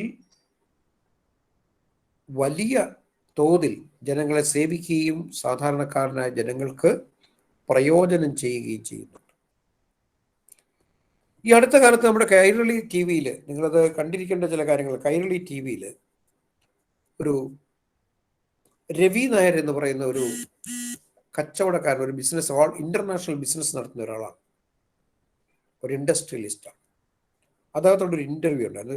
അതായത് കോസ്റ്റ്യൂംസിന്റെ കച്ചവടമാണ് ഇന്റർനാഷണൽ ലെവലിൽ, ഭയങ്കര ഭീമൻ സ്ഥാപനമാണ്. അദ്ദേഹം പല രാജ്യങ്ങളിൽ പോയിട്ടുണ്ട്. അദ്ദേഹം പറഞ്ഞു ഇസ്രായേലിൽ പോയി. ഇത് കൈരളി ടി വിയിൽ വന്ന ഒരു ഇന്റർവ്യൂ ആണ്. ഇസ്രായേലിൽ പോയപ്പോൾ അദ്ദേഹം അവിടുത്തെ ഒരു കോപ്പറേറ്റീവ്, അവിടെ പലതരം കോപ്പറേറ്റീവ് സ്ഥാപനങ്ങളുണ്ട്, പഠിക്കുന്നത് നിങ്ങൾക്കൊക്കെ അറിയാം, മൊഷാവ്, ഐഡിം എന്നൊക്കെ പറഞ്ഞ് ഒത്തിരി എണ്ണമുണ്ട്. അതിൽ കിബൂട്ട്സ് എന്ന് പറയുന്നത് ഏറ്റവും പ്രധാനപ്പെട്ട ഒരു കോപ്പറേറ്റീവ് ആണ് കിബൂട്ട്സ്. അദ്ദേഹം പറഞ്ഞത് ലോകത്തിലെ ഏറ്റവും വലിയ അത്ഭുതമാണെന്നാണ്, മഹാത്ഭുതമാണത് എന്നാണ്. കാരണം ഈ കിബൂട്ട്സ് എന്ന് പറയുന്ന ഒരു സെറ്റിൽമെന്റ് ആണ്. സെറ്റിൽമെന്റ് എന്ന് പറഞ്ഞാൽ കിബൂട്ട്സിൽ നമ്മളുടെ ഭൂമി, നമുക്ക് സ്വന്തമായിട്ടുള്ള വസ്തുക്കൾ, ഭൂമി സംഘത്തിന് കൊടുത്തു കഴിയുമ്പോൾ സംഘം കൂട്ടായ രീതിയിൽ, നമുക്കറിയാം അഗ്രികൾച്ചർ, ഫാമിംഗ് ആണ് അവിടുത്തെ ഏറ്റവും വലിയ പ്രധാനപ്പെട്ട പ്രത്യേകത. ലോകത്തിന് തന്നെ മാതൃകയായിട്ടുള്ള ഒരു രാജ്യമാണ് ഇസ്രായേൽ. അപ്പോൾ കൃഷി ചെയ്യും, നമുക്ക് താമസിക്കാൻ വീടില്ലെങ്കിൽ ഈ സംഘം നമുക്ക് വീട് വെച്ച് തരും, വാഹനം വാങ്ങിക്കാൻ നമുക്ക് പറ്റില്ലെങ്കിൽ വാഹനം വാങ്ങിക്കുന്നതിനുള്ള പണം തരും. ഇത്തരത്തില് ഒരു കമ്മ്യൂണായിട്ട്, ഒരു സൊസൈറ്റി ആയിട്ട് പ്രവർത്തിച്ച് വിജയം കൊയ്ത രാജ്യമാണ്, ഇപ്പോഴും അങ്ങനെ ചെയ്യുന്നതാണ്. അതാണ് കിബൂട്ട്സ് എന്ന് പറയും, കിബൂട്ട്സ്. ഈ കിബൂട്ട്സ് വിജയകരമായിട്ട് ഇപ്പോഴും പ്രവർത്തിക്കുന്നുണ്ട്. ഇസ്രായേൽ 2 തരം സംഘങ്ങളാണ് ഉള്ളത്, അല്ലെങ്കിൽ ബിസിനസ് സ്ഥാപനങ്ങളാണ് ഉള്ളത്. ഒന്ന് പ്രൈവറ്റ് എന്റർപ്രൈസസ്, 2 കോപ്പറേറ്റീവ് എന്റർപ്രൈസസ്. അപ്പോൾ അദ്ദേഹം പറഞ്ഞത് നമ്മുടെ കേരളത്തെയൊക്കെ വെച്ച് നോക്കുമ്പോൾ ഈ കോപ്പറേറ്റീവ് എന്റർപ്രൈസസ് എല്ലാം കണ്ടു കഴിഞ്ഞ് ഈ കിബൂട്ട്സ് എല്ലാം പോയി സന്ദർശിച്ചിട്ട് അദ്ദേഹം പറഞ്ഞത് ലോകത്തിലെ ഏറ്റവും വലിയ അത്ഭുതമാണ്. അതുകൊണ്ട് സഹകരണ പ്രസ്ഥാനത്തെ അത്തരത്തിലേക്ക് വളർത്തി കൊണ്ടുവരണമെന്നാണ് അദ്ദേഹം പറഞ്ഞത്. ഇതിന് ഏറ്റവും പ്രധാനപ്പെട്ട കാര്യം സാധാരണക്കാരന് ഏറ്റവും പ്രാപ്യമായിട്ടുള്ള ഒന്നാണ് സഹകരണ പ്രസ്ഥാനം. അതാണ് ഐക്യരാഷ്ട്ര സംഘടനയും ICAയോട് കൂടി ചേർന്ന് നിന്നുകൊണ്ട് സഹകരണ ദിനം ആചരിക്കുന്നത്. അപ്പൊ നമ്മുടെ കേരളത്തിൽ, ഞാൻ പറഞ്ഞില്ല, കേരളത്തിൽ എത്ര പേർക്കറിയാം? ഈ അടുത്ത കാലത്തായിട്ട് കേരളത്തിൽ ഏറ്റവും കൂടുതൽ ആൾക്കാർ പറയുന്ന ഒരൊറ്റ കുറ്റം മാത്രം കണ്ടു പറയുന്ന കാര്യമാണ് കോപ്പറേറ്റീവ് ബാങ്കുകളിലെല്ലാം പലിശ നിരക്ക് കൂടുതലാണ്. വായ്പയ്ക്ക് 1%, 2% ചിലപ്പോൾ കൂടുതൽ കാണില്ലെന്നൊന്നും പറയുന്നില്ല. പക്ഷേ മറ്റ് ഹിഡൻ ചാർജസുകളില്ല, വേറെ ചാർജുകൾ ഒന്നും വാങ്ങിക്കാതെയാണ് സഹകരണ സംഘങ്ങൾ വായ്പ കൊടുക്കുന്നത്. ഞാൻ പറയുന്നത് അതൊരു ഭാഗം മാത്രമേ ഉള്ളൂ. അതിനല്ലാത്ത മറ്റൊട്ടേറെ ഗുണങ്ങൾ നമുക്ക് ലഭിക്കുന്നുണ്ട്. അത് നമ്മൾ അറിയാതെ പോകുന്നു എന്നുള്ളതാണ്.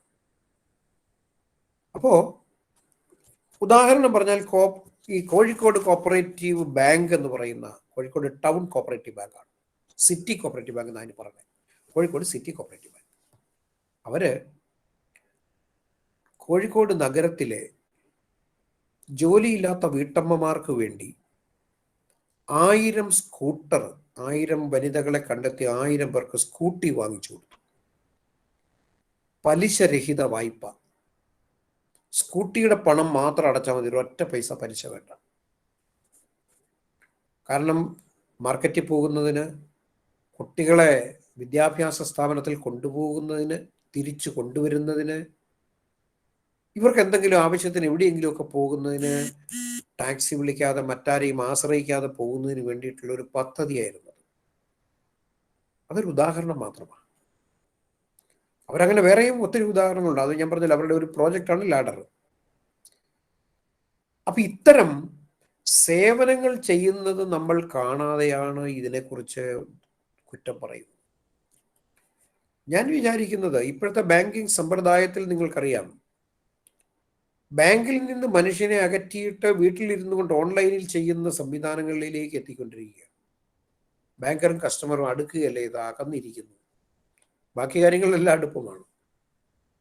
അതുകൊണ്ട് തന്നെ മുന്നോട്ട് കോപ്പറേറ്റീവ് ബാങ്കുകൾ, കോപ്പറേറ്റീവ് സൊസൈറ്റികൾക്ക് ഇതിനേക്കാൾ മെച്ചപ്പെട്ട അവസരങ്ങളും പ്രവർത്തനങ്ങളുമാണ് വരുന്നത്.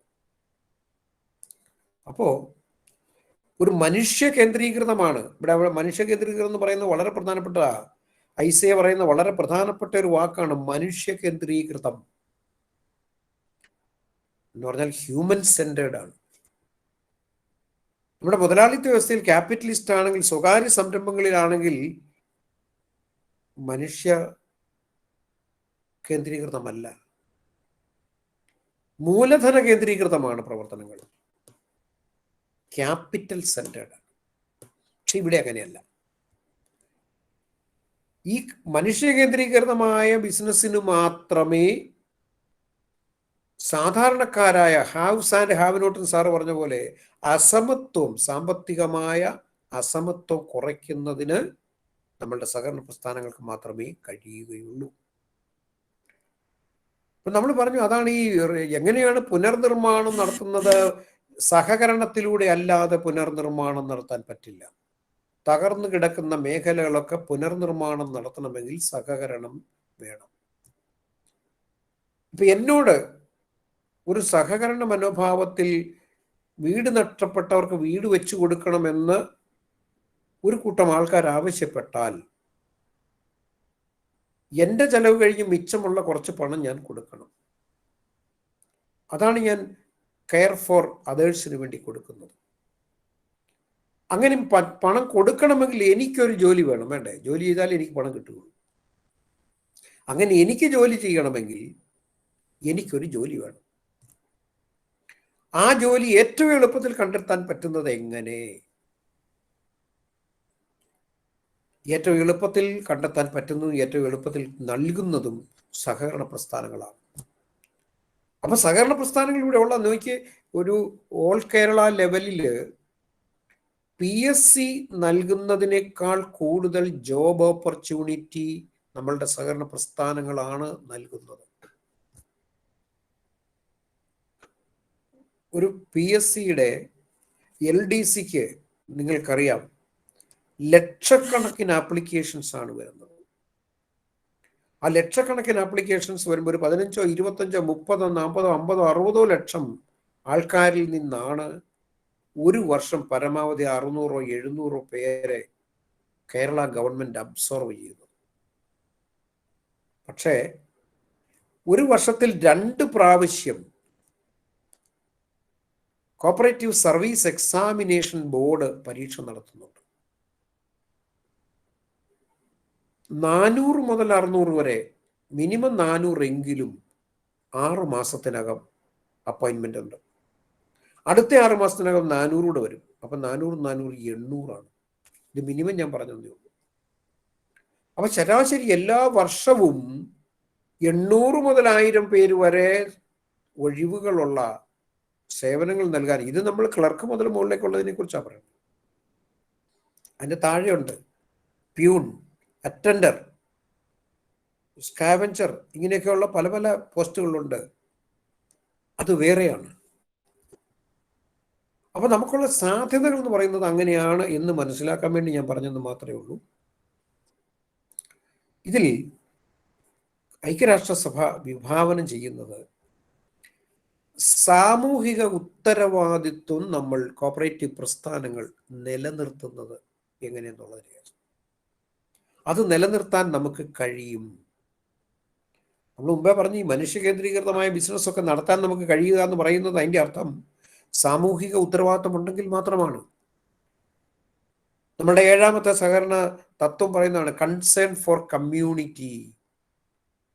സമൂഹത്തോടൊരു പ്രതിബദ്ധത ഉണ്ടാവുക. പ്രതിബദ്ധത ഉണ്ടാകുക എന്ന് പറഞ്ഞാൽ വെറുതെ ഉണ്ടാകുകയില്ല. നമ്മളെക്കാൾ താഴേക്കടയിലുള്ള ആൾക്കാരെ അപ്ലിഫ്റ്റ് ചെയ്യുന്നതിന്, ഉയർത്തിക്കൊണ്ടുവരുന്നതിന് നമ്മൾക്ക് എന്ത് ചെയ്യാൻ പറ്റും? നിങ്ങൾ കണ്ടിട്ടുണ്ടോ, ഈ പണ്ടൊക്കെ സഹകരണ പ്രസ്ഥാനങ്ങളുടെ, ബാങ്കുകളുടെ, സൊസൈറ്റികളുടെ ഒക്കെ ഫ്രണ്ടിൽ ഇങ്ങനെ രണ്ട് കൈ ഇങ്ങനെ കൂട്ടിച്ചേർത്ത് ഒരു എംബ്ലം ഉണ്ടായിരുന്നു. ഇപ്പൊ പല സംഘങ്ങളുടെയും അതിലൊന്നും അത് കാണുന്നില്ല, അങ്ങനെ ഒരു എംബ്ലം. അതിന്റെ അർത്ഥം ഒരു കൈ കൊണ്ട് മറ്റൊരു കൈയെ പിടിച്ചുയർത്തുന്നതാണ്. സമൂഹത്തിൽ നിന്ന് താഴേക്കടയിൽ, സാമ്പത്തികമായിട്ടോ സാമൂഹികമായ താഴേക്കടയിലെ ആൾക്കാരെ പിടിച്ചുയർത്തുന്നതാണ്. അതാണ് ഈ സാമൂഹിക ഉത്തരവാദിത്വം എന്ന് പറയുന്നത്. അപ്പോ ഒരുമിച്ച് നിന്ന് മെച്ചപ്പെട്ട രീതിയിൽ പ്രവർത്തിച്ചാൽ മാത്രമേ നമുക്ക് ഈ സമൂഹത്തിനെ ഉയർത്തിയെടുക്കാൻ പറ്റുള്ളൂ. അതുകൊണ്ട് 3 കാര്യമാണ് ഈ സഹകരണ ദിന സന്ദേശത്തിൽ ഉദ്ദേശിക്കുന്നത്. ഒന്ന്, സാമ്പത്തികമായ കാര്യക്ഷമത, എക്കണോമിക് ബെനിഫിറ്റ് ആണ്. നമുക്കറിയാം, അതിനാണല്ലോ നമ്മൾ ഈ കോപ്പറേറ്റീവ് സൊസൈറ്റിയിൽ വോളണ്ടറി ആയിട്ട് ആൾക്കാർ ചേരുന്നത്. നോക്കിയേ, കോപ്പറേറ്റീവ് സൊസൈറ്റിയിൽ അല്ലാതെ വേറെ ഒരു സ്ഥലത്തും വോളണ്ടറി ആയിട്ട് ചേരാൻ പറ്റില്ല. ഒന്നുകിൽ കമ്പൽഷൻ ഉണ്ടാകും, അല്ലെങ്കിൽ വേറെ ഏതെങ്കിലും ലക്ഷ്യമുണ്ടാകും. ഇവിടെ അങ്ങനെയല്ല. ഇവിടെ നമ്മളുടെ കോമൺ ആയിട്ടുള്ള സാമൂഹിക നേട്ടത്തിന് വേണ്ടിയിട്ട്, നമ്മളുടെ ഗ്രൂപ്പായിട്ടുള്ള ആൾക്കാരുടെ നേട്ടത്തിന് വേണ്ടിയിട്ടാണ് നമ്മൾ ചേരുന്നത്. രണ്ടാമത്തെ സമത്വമാണ് ഇക്വിറ്റി, അല്ലെങ്കിൽ ഇക്വാലിറ്റി എന്ന് പറയും. എന്താ ഇക്വാലിറ്റി? കോപ്പറേറ്റീവ് സൊസൈറ്റിയെ സംബന്ധിച്ച് all members are equal to the സൊസൈറ്റിയാണ്, ഈക്വൽ ബിഫോർ എ സൊസൈറ്റി. ഒരു സൊസൈറ്റിയുടെ ഒരംഗവും വേറൊരംഗവും തമ്മിൽ യാതൊരു വേർതിരിവുമില്ല, എല്ലാവരും ഈക്വലാണ്. ഡെമോക്രാറ്റിക് സെറ്റപ്പാണ്. ജനാധിപത്യം എന്ന് പറയുന്ന, ഈ സമത്വം എന്ന് പറയുന്ന ജനാധിപത്യമാണ്. എങ്ങനെയാണ്? എത്ര ഷെയറുകൾ ഉണ്ടെങ്കിലും ഒരാൾക്ക് ഒരു വോട്ട് മാത്രമേ ഉള്ളൂ. 1 man 1 vote എന്നുള്ള തത്വമാണ്. ആ തത്വമാണ് ഈ സമത്വം എന്ന് പറയുന്നത്. അതെല്ലാ കാര്യത്തിലും അങ്ങനെയാണ്. ഒരാൾക്ക് ഡിവിഡൻഡ് കൂടുതൽ കൊടുത്തു, വേറൊരാൾക്ക് കുറച്ച് കൊടുത്തു, അങ്ങനെയില്ല. നിങ്ങൾ എലിജിബിൾ ആണെങ്കിൽ നിങ്ങൾക്ക് എല്ലാ സേവനങ്ങളും നമ്മളുടെ സംഘത്തിൽ നിന്ന് കിട്ടും. അതാണ് സമത്വം. മൂന്നാമത്തെ, സമാധാനം. എന്തായി സമാധാനം എന്ന് പറയുന്നത്? നമുക്കൊരു സാമ്പത്തികമായ മെച്ചവും തൊഴിൽപരമായിട്ടുള്ള സ്ഥിരതയും ഉണ്ടെങ്കിൽ മാത്രമേ സമാധാനം കിട്ടൂ. അങ്ങനെ ഒരു പൊസിഷനിൽ എത്തുമ്പോൾ മാത്രമാണ് ഈ സമാധാനം നമുക്ക് ലഭിക്കുന്നത്.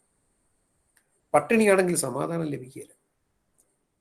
നമുക്ക് ജോലിയില്ല, വരുമാനമില്ല, സമാധാനമില്ല, നമ്മുടെ സമാധാനം തകരും. അപ്പൊ ഇവിടെ ഉദ്ദേശിക്കുന്നത് അതാണ്. ജോലി ചെയ്യുക, കൂലി വാങ്ങിക്കുക, മെച്ചപ്പെട്ട രീതിയിൽ നമ്മൾ ജീവിക്കുക. അതുകൊണ്ടാണ് ഹൊറൈസ് പ്ലങ്കറ്റ് പണ്ട് പറഞ്ഞത്, better farming, better business and better living എന്നാണ്. നമ്മുടെ സ്റ്റാൻഡേർഡ് ഓഫ് ലിവിങ് മെച്ചപ്പെടുത്തുക, ബെറ്റർ ഫാമിംഗ്, നന്നായി കൃഷി ചെയ്യുക, ബെറ്റർ ബിസിനസ്, ഈ കാർഷിക ഉൽപ്പന്നങ്ങൾ നന്നായിട്ട് തന്നെ കച്ചവടം നടത്തുക, ആൻഡ് ബെറ്റർ ലൈഫ് എന്നാണ് പറയുന്നത്. അപ്പോ സഹകരണ പ്രസ്ഥാനത്തിലൂടെ നമ്മുടെ ധാർമ്മിക മൂല്യങ്ങളൊക്കെ ഉയർത്തിപ്പിടിച്ചുകൊണ്ട് തന്നെ ഒരു മനുഷ്യ കേന്ദ്രീകൃതമായ ബിസിനസ് നടത്തി നമ്മളുടെ അഭിവൃദ്ധികൾ പങ്കിട്ടെടുക്കാൻ നമുക്ക് കഴിയണം. അതാണ് കാര്യം. അഭിവൃദ്ധി ഉണ്ടാകുന്നത് മാത്രമല്ല, അഭിവൃദ്ധി പങ്കിട്ടെടുക്കുക എന്ന് പറഞ്ഞാൽ equally distributed among all the members. അതാണ് കാര്യം. എല്ലാ അംഗങ്ങൾക്കും തുല്യമാണ്. ഡിവിഡൻഡ് കൊടുക്കുന്നത് തുല്യമായിട്ടാണ്. എല്ലാ അംഗങ്ങൾക്കും സേവനം ലഭിക്കുന്നത് തുല്യമാണ്. ശരിക്കും പറഞ്ഞാൽ ഇപ്പൊ അംഗങ്ങൾക്ക് മാത്രമല്ല, ആൻഡ് നോൺ മെമ്പേഴ്സ് കൊണ്ട്. ഉദാഹരണം, നമ്മളിപ്പോൾ ഒരു കോപ്പറേറ്റീവ് സൊസൈറ്റിയുടെ, ബാങ്കിന്റെ നീതി സ്റ്റോറിൽ ചെന്ന് മരുന്ന് വാങ്ങിക്കുന്നു. മാർക്കറ്റ് റേറ്റിനേക്കാൾ 15% വരെ വിലക്കുറവിൽ നിങ്ങൾക്ക് ലഭിക്കും. നമ്മളവിടെ മെമ്പർ ആകണമെന്നില്ല. അപ്പോ services to members and non members ആണ് ഇപ്പോൾ ഉള്ളത്. നമ്മളൊരു കൺസ്യൂമർ സ്റ്റോറിൽ ചെല്ലുന്നു, കോപ്പറേറ്റീവ് കൺസ്യൂമർ സ്റ്റോറിലാണ്. മാർക്കറ്റ് വിലയേക്കാൾ 1 രൂപയോ 2 രൂപയോ കുറച്ച് നമുക്ക് തരും സാധനങ്ങൾ, നിത്യോപയോഗ സാധനങ്ങൾ. ഇത്തരത്തിൽ അഭിവൃദ്ധി ലഭിക്കുന്നത്, ലഭ്യമായ അഭിവൃദ്ധിയെ പങ്കിട്ട് അനുഭവിക്കാൻ കഴിയണം. അതാണ് ഐക്യരാഷ്ട്ര സംഘടന പറഞ്ഞത്. cooperatives can contribute contributing the solution of economic, social and environmental problems. ഈ 3 കാര്യം ചെയ്യാൻ കഴിയുന്ന കോപ്പറേറ്റീവ്സിന് മാത്രമേ ചെയ്യാൻ പറ്റൂ. ഇക്കണോമിക്, സാമ്പത്തികമായിട്ട് അംഗങ്ങളിൽ മെച്ചം വരുത്താം. അംഗങ്ങൾ മെച്ചമായ സൊസൈറ്റി മെച്ചപ്പെടും. സൊസൈറ്റി മെച്ചപ്പെടുത്താൽ സമൂഹം മെച്ചപ്പെടും. സമൂഹം മെച്ചപ്പെട്ടാൽ രാജ്യം മെച്ചപ്പെടും. അങ്ങനെ ഇക്കണോമിക് പ്രോബ്ലംസ് ഒഴിവാക്കാൻ പറ്റും. സോഷ്യൽ, സാമൂഹ്യമായിട്ടുള്ള അസമത്വങ്ങൾ, അനീതികൾ ഒഴിവാക്കാൻ പറ്റും. Because all are equal before a society. മൂന്നാമത്തെ കാര്യം എൻവയോൺമെന്റൽ പ്രോബ്ലംസ്. ഈ എൻവയോൺമെന്റൽ പ്രോബ്ലംസ് ഒക്കെ വളരെ വിജയകരമായി നമ്മൾ തരണം ചെയ്യാൻ സഹകരണ സംഘങ്ങൾക്കും സ്ഥാപനങ്ങൾക്കും സാധിക്കും. കാരണം ജൂൺ 5 വേൾഡ് എൻവയോൺമെന്റൽ ഡേ, ലോക പരിസ്ഥിതി ദിനത്തിൽ കേരളത്തിലെ സഹകരണ പ്രസ്ഥാനങ്ങൾ പുളിമരം നട്ടുകൊണ്ടാണ് ആചരിച്ചത്. അതായത് 1,00,000 പുളിമരം കേരളത്തിൽ നട്ട് പിടിപ്പിക്കുക. എന്തിനാണ് പുളിമരം നട്ടുപിടിപ്പിക്കുന്നത് അറിയാം?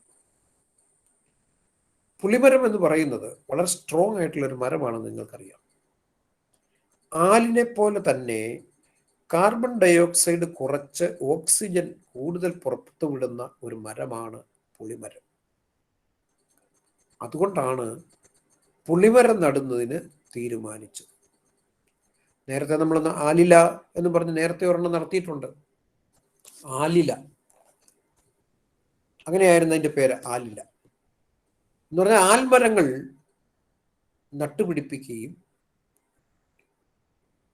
അതുപോലെ സാന്ത്വനം നൽകുന്ന ഒരു കാര്യം കൂടിയായിരുന്നു. അതായത് നമ്മളുടെ ഈ വായ്പകൾക്കൊക്കെ ഒരു ഡിസ്കൗണ്ട് കുറച്ചുകൊണ്ട് ഒത്തുതീർപ്പിലെത്തുന്നതിനുള്ളൊരു സംവിധാനം, അതും ആലില എന്നാണ് പറഞ്ഞത്.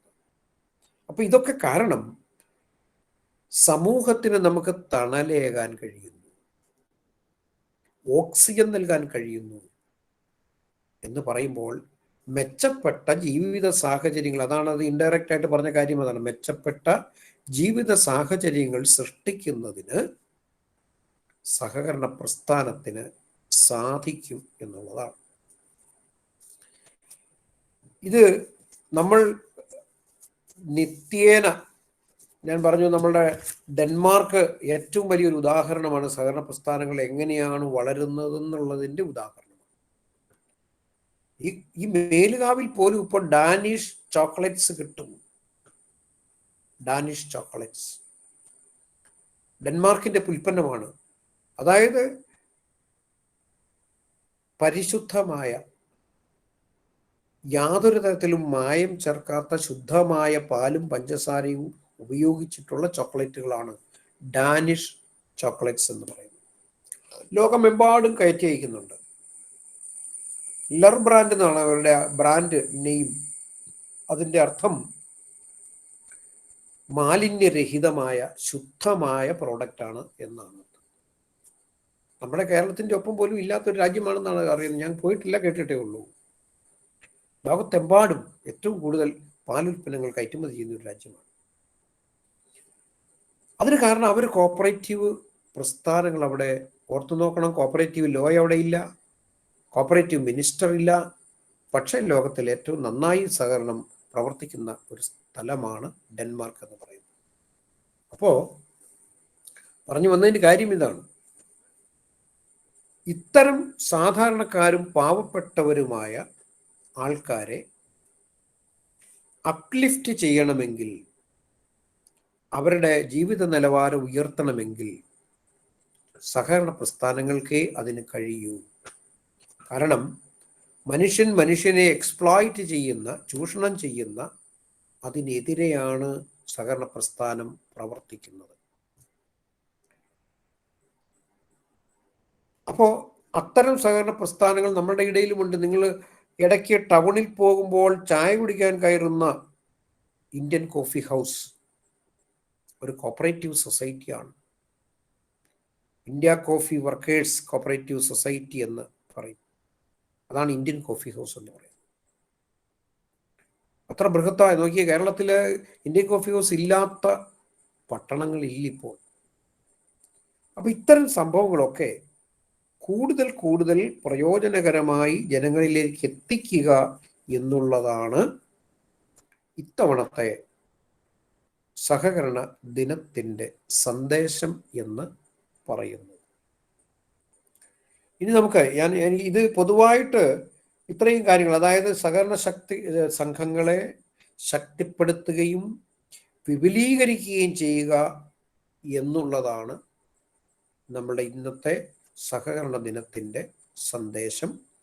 എല്ലാ വർഷവും ഇങ്ങനെ ഒരു സഹകരണ ദിന സന്ദേശം ഈ കോപ്പറേറ്റീവ് ഡേയോട്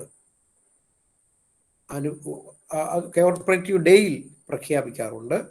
അതിനുവേണ്ടി ICAക്ക് ഒരു കമ്മിറ്റി ഉണ്ട്, committee for the promotion of advancement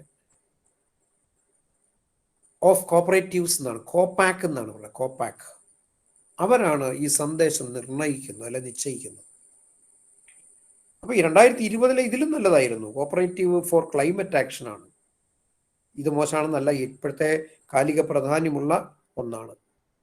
അപ്പൊ ഐക്യരാഷ്ട്ര സംഘടന പറയുന്നത് it is the only way to eradicate poverty of the poor and poor people, poor and poor, അതായത് പാവപ്പെട്ടവരിൽ പാവപ്പെട്ടവരായ സാധാരണക്കാരായ ആൾക്കാരുടെ ദാരിദ്ര്യം നിർമ്മാർജ്ജനം ചെയ്യുന്നതിന് ഏറ്റവും സ്യൂട്ടബിൾ ആയിട്ടുള്ള ഒരു മേഖലയാണ് സഹകരണ മേഖല.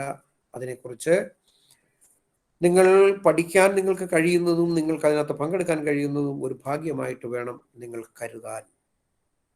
നമ്മളുടെ ഈ സെമിനാർ ഒരു 2 ഭാഗമായി ചെയ്യണമെന്നുള്ള രീതിയിലാണ്, 2 അല്ല 3 സെഷനായിട്ട് ചെയ്യണമെന്നാണ് എനിക്ക് കിട്ടിയ നിർദ്ദേശം. ഒന്നാമത്തത് നമ്മളുടെ ഇതിൻ്റെ ഈ സഹകരണ ദിന സന്ദേശമാണ്. ഇത്രയും കൊണ്ട് ഈ സഹകരണ ദിന സന്ദേശം തീരുകയാണ്. രണ്ടാമത്തത് നിങ്ങളുടെ ഈ ജോബ് ഓപ്പർച്യൂണിറ്റിയെ കുറിച്ച്, അല്ലെങ്കിൽ ഇത് കഴിഞ്ഞാലുള്ള നിങ്ങളുടെ എങ്ങനെയായിരിക്കണം ഇത് പഠിച്ചിട്ട് പോകാനുള്ളത്.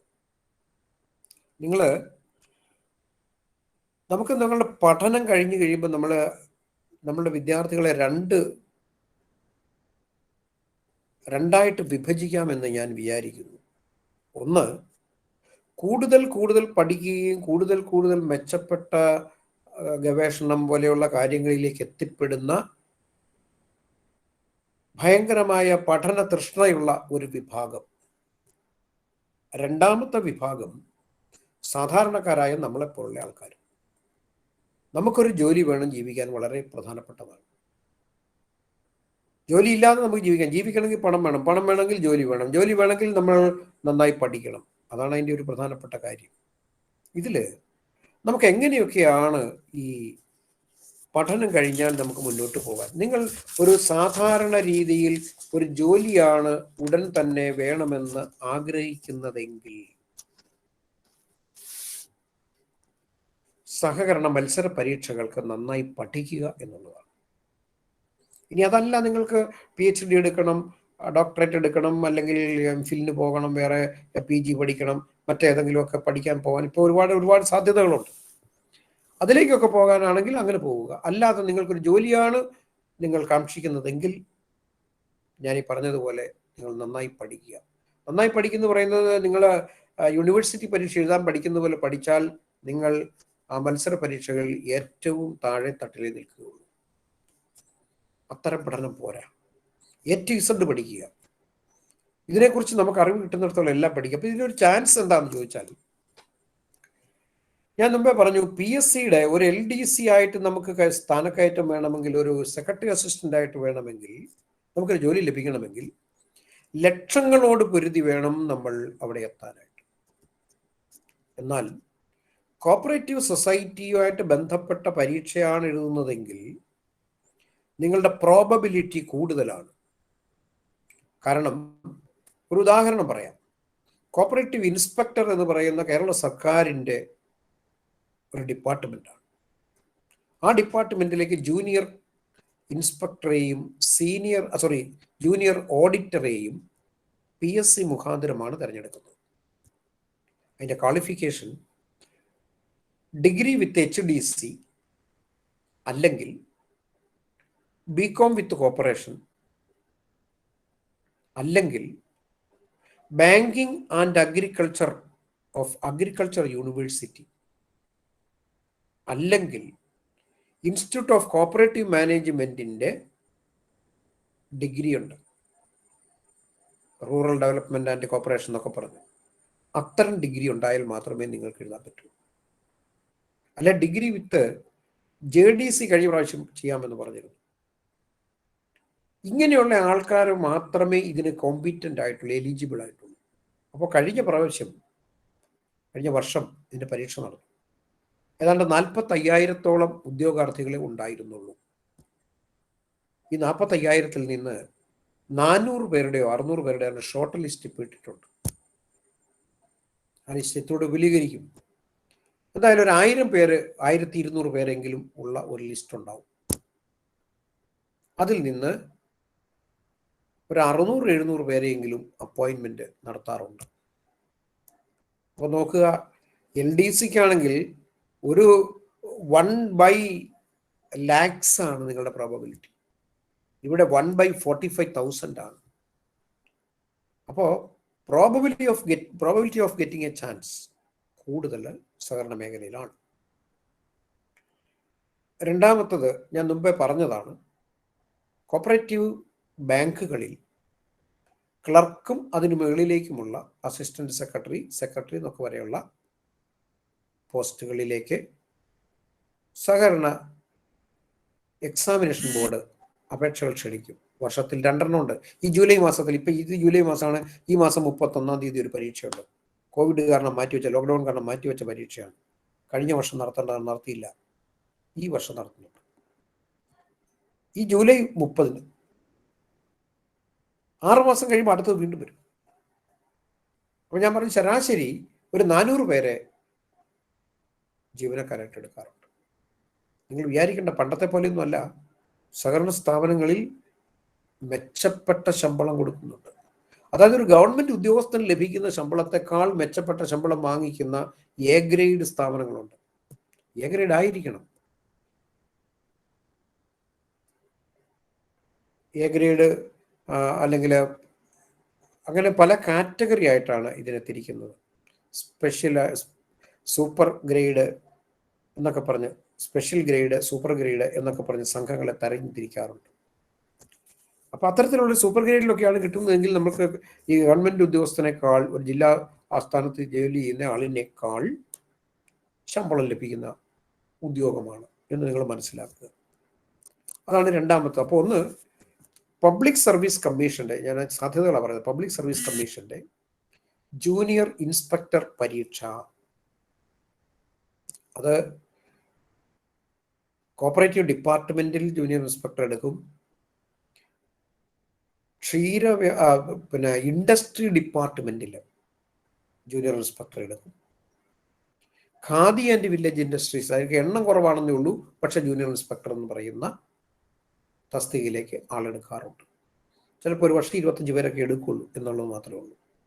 ഇങ്ങനെ ആ മേഖലയിലേക്ക് പോകും. അതാണ് PSC. പിന്നെയുള്ളത് PSC വഴി വിളിക്കുന്നത് അപ്പെക്സ് സ്ഥാപനങ്ങളാണ്, ഫെഡറേഷൻസ്. ഉദാഹരണം, കൺസ്യൂമർ ഫെഡ്, മാർക്കറ്റ് ഫെഡ്, വനിതാ ഫെഡ്, കയർ ഫെഡ്, SC/ST ഫെഡ്, സുരഭി, ഇങ്ങനെയൊക്കെ പറഞ്ഞ് കോപ്പറേറ്റീവ് ഫെഡറേഷൻസ് ഉണ്ട്. ആ ഫെഡറേഷനുകളിലേക്ക് ഉദ്യോഗാർത്ഥികളെ നിർണ്ണയിക്കുന്നതും PSC ആണ്. കേരള ബാങ്ക്, കുറച്ച് കഴിയുമ്പോൾ എന്തായാലും കേരള ബാങ്കിലേക്കുള്ള സാധ്യതകൾ വരും. ഇപ്പം തന്നെ ഉണ്ടെന്ന് എനിക്ക് തോന്നുന്നു, കുറേ എണ്ണം വിളിക്കുന്നുണ്ട്. ഉടനെ 140 എണ്ണം മറ്റും ഉടനെ വിളിക്കുന്നതാകട്ടെ, വേക്കൻസി വരുന്നുണ്ട്. അതിനും അടിസ്ഥാന യോഗ്യത BCom വിത്ത് കോർപ്പറേഷനോ അല്ലെങ്കിൽ ഡിഗ്രി വിത്ത് HDCയോ ആണ് എന്നുള്ളത് ഓർമ്മിക്കുക. ഇതിനൊക്കെ കഠിനമായി പ്രയത്നിച്ചാൽ നിങ്ങൾക്ക് കിട്ടും. കഠിനമായിരിക്കണം. നമ്മുടെ പ്രയത്നത്തിന്റെ കാഠിന്യത്തെ അനുസരിച്ചാണ്. അതിനൊരു ഉദാഹരണം ഞാൻ പറഞ്ഞാൽ, ഞാനിങ്ങനെ ഒത്തിരി സ്ഥലങ്ങളിൽ കോച്ചിങ് ക്ലാസ്സുകളൊക്കെ എടുക്കാൻ പോകുന്ന ഒരാളാണ്. ഈ വൈക്കത്തു നിന്നൊരു പെൺകുട്ടി, ഒരു 35 വയസ്സായ ഒരു സ്ത്രീ, പെൺകുട്ടിയല്ല സ്ത്രീയാണ്, അവരുടെ ലാസ്റ്റ് ചാൻസ് ആണ്. അവർ പറഞ്ഞു, എനിക്ക് ഈ പരീക്ഷ ജയിച്ചേ പറ്റൂ. മുത്തൂറ്റ് പോലെ ഒരു സ്ഥാപനത്തിൽ ജോലി ചെയ്ത് മടുത്തിട്ട് അത് ഇട്ടേച്ച് പോകുന്നതാണ്. അത്രയ്ക്ക് TDS ആണ് സ്വകാര്യ സംരംഭങ്ങളിലെ ജോലി ചെയ്യുക എന്നുള്ളത്. ആ കുട്ടി നിരന്തരമായി എന്നെ വിളിക്കുവാൻ, അവർക്ക് സംശയമുള്ളതെല്ലാം വിളിക്കുമായിരുന്നു. ഞാൻ പഠിപ്പിക്കുന്ന ഒരു സ്ഥാപനത്തിൽ അവർ പഠിക്കുന്നു വരുന്നുണ്ട്, എൻ്റെ നമ്പറൊക്കെ വാങ്ങിച്ചിട്ട് എന്നെ എല്ലാ ദിവസങ്ങളിലും തന്നെ വിളിക്കും, അല്ലെങ്കിൽ മെസ്സേജ് ഇടും, സാറേ ഇത് ശരിയാണോ, അത് ശരിയാണോ. അങ്ങനെ നിരന്തരമായി പഠിച്ച് ആ കുട്ടിക്ക് ജോലി കിട്ടി. ഇന്റർവ്യൂവിൻ്റെ ലിസ്റ്റിൽ വന്നു. ഇന്റർവ്യൂവിൻ്റെ ലിസ്റ്റിൽ വന്നപ്പോൾ 2-3 ബാങ്കുകളുടെ ഫസ്റ്റ് റാങ്കിൽ ഇവർ വന്നു. ഒരു മെച്ചപ്പെട്ട ഒരു കോപ്പറേറ്റീവ് ബാങ്കിൽ എ ഗ്രേഡ് ആണ്. ചെന്നപ്പോൾ ഡയറക്ടർ ബോർഡ് ചോദിച്ചു, നിങ്ങൾ എന്തുകൊണ്ടാണ് റെക്കമെൻഡേഷനുമായി വരാതിരുന്നത്? അപ്പോൾ അവർ പറഞ്ഞു, റെക്കമെൻഡേഷൻ ചെയ്തിട്ടുള്ള ജോലി എനിക്ക് വേണ്ട, നിങ്ങൾ ഇത് തന്നില്ലെങ്കിൽ ഞാൻ അടുത്ത ബാങ്കിൽ പോകും, വേറെ ബാങ്കിൽ കിടപ്പുണ്ട് എൻ്റെ റാങ്ക് ലിസ്റ്റ്. അങ്ങനെ ആ കുട്ടിക്ക് അവിടെ ജോലി കിട്ടി. അത് ഞാനത് പറഞ്ഞു മാത്രമല്ല, ഞാൻ അതല്ല പറഞ്ഞു വന്നത്, നിങ്ങളുടെ പഠനത്തിൻ്റെ, അതായത് ഒരു ദിവസം ശരാശരി 4 മണിക്കൂറെങ്കിലും പഠിക്കുന്ന ഒരു കുട്ടിക്ക് മാത്രമേ ഇതുപോലെ മത്സര പരീക്ഷയിൽ കടന്നു വരാൻ പറ്റുള്ളൂ. നമ്മൾ വളരെ സോഷ്യൽ മീഡിയയിലൊക്കെ വെറുതെ സമയം കളഞ്ഞ് രസിക്കുന്നത് കൊണ്ട് നമുക്ക് വലിയ പ്രയോജനമൊന്നും ഇല്ല. അത് താൽക്കാലികമായ പ്രയോജനം മാത്രമേ ഉള്ളൂ. ഇത്തരം മത്സര പരീക്ഷകൾക്ക് വേണ്ടി നിങ്ങൾ ഒരുങ്ങുക. അതാണ് രണ്ടാമത്തെ സാധ്യത എന്ന് പറഞ്ഞത്. മൂന്നാമത്തെ, നമ്മുടെ ഈ ക്ഷീര വ്യവസായവുമായിട്ട് ബന്ധപ്പെട്ട് ഇടയ്ക്കിടയ്ക്കൊക്കെ കാണാറുണ്ട്, നമ്മുടെ മിൽമ പോലുള്ള സ്ഥാപനങ്ങൾ അവർ നേരിട്ട് വിളിക്കുന്നുണ്ട്.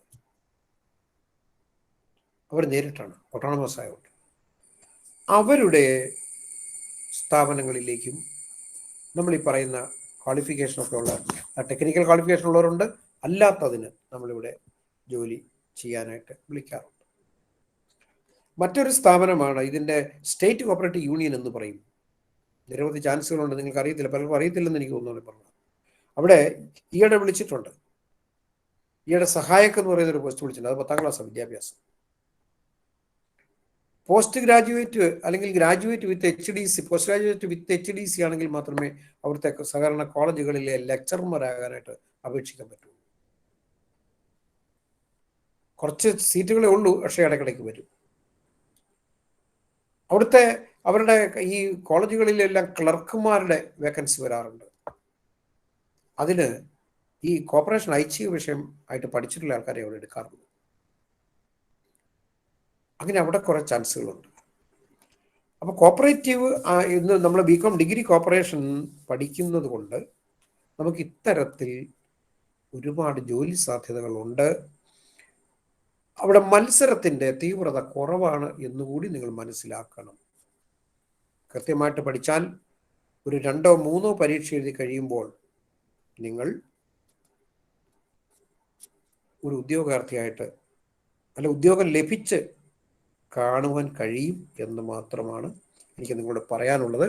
അതിനൊക്കെ എനിക്ക് വ്യക്തമായ തെളിവുകളുണ്ട്. ഞാൻ കോട്ടയത്ത് പഠിപ്പിച്ചുകൊണ്ടിരിക്കുമ്പോൾ, ഞാൻ ഒരു ഉദാഹരണം കൂടി പറയാം. കോട്ടയത്ത് പഠിപ്പിച്ചുകൊണ്ടിരിക്കുമ്പോൾ +2 കഴിഞ്ഞ ഒരു പയ്യൻ അവിടെ വന്നു ചേർന്നു JDCക്ക്. +2 കഴിഞ്ഞ അയാൾ ഡിഗ്രിയൊക്കെ പാസ്സായി, JDCക്ക് വന്നു ചേർന്നു. അപ്പോൾ അയാൾ വന്നപ്പോഴേ JDC എല്ലാം പാസ്സായി കഴിഞ്ഞതിന് ശേഷം എന്നോട് പറഞ്ഞു, എനിക്കൊരു ജോലിയാണ് അത്യാവശ്യം, എനിക്കൊരു ജോലി വേണം. ഞാൻ പറഞ്ഞു, നീ ഒരു കാര്യം ചെയ്ത്, നീ കോച്ചിങ് ക്ലാസ്സുകളിൽ വന്നിരിക്കുക. അന്ന് കോട്ടയത്തൊരു കോച്ചിങ് ക്ലാസ് ഉണ്ടായിരുന്നു. ഇവൻ കൃത്യമായിട്ട് എല്ലാ കോച്ചിങ് ക്ലാസ്സിലും വരും. എല്ലാ ദിവസവും വൈകുന്നേരം ഒരു മെസ്സേജ് അയക്കും, സാറേ ഇത് എനിക്കൊരു സംശയമുണ്ട്, ഇതാണോ ഇതാണ്. എല്ലാ ദിവസവും എവറി ഡേ ആണ് ഇങ്ങനെ മെസ്സേജുകൾ വന്നുകൊണ്ടിരിക്കും, അല്ലെ വിളിക്കും. അങ്ങനെ രണ്ടാമത്തെ പരീക്ഷയിൽ, ആദ്യത്തെ അല്ല രണ്ടാമത്തെ പരീക്ഷ എഴുതി അവൻ ജയിച്ചു. അവനിപ്പോൾ എ ഗ്രേഡ് ആയിട്ടുള്ള ഒരു സഹകരണ സ്ഥാപനത്തിൽ, സഹകരണ ബാങ്കിൽ ജോലി ചെയ്യുകയാണ്. ഇടയ്ക്ക് വിളിക്കാറുണ്ടാവും, പറയും. അപ്പം നമ്മൾ ഇത്തരത്തിലൊരു ലക്ഷ്യബോധം വെച്ചുകൊണ്ട്, ലക്ഷ്യം വേണം, ഒരു ഒബ്ജക്റ്റീവ് നിങ്ങൾ മുന്നിൽ കണ്ടുകൊണ്ട് ചെയ്തെങ്കിൽ മാത്രമേ നമുക്കൊരു ജോലിയിൽ എത്തിപ്പെടാൻ പറ്റുള്ളൂ. നിങ്ങൾ എത്തിപ്പെടും എന്നുള്ളതിന് സംശയമൊന്നുമില്ല, പരിശ്രമിക്കുക, അതാണ് പറയാനുള്ളത്. അപ്പോൾ ഇത് രണ്ടാമത്തെ സെഷൻ തീർന്നിരിക്കുകയാണ്. ഇനി മൂന്നാമത്തെ സെഷനിൽ നിങ്ങൾക്ക് എന്തെങ്കിലുമൊക്കെ സംസാരിക്കാനുണ്ടെങ്കിൽ, ചോദിക്കാനുണ്ടെങ്കിൽ ചോദിക്കാം.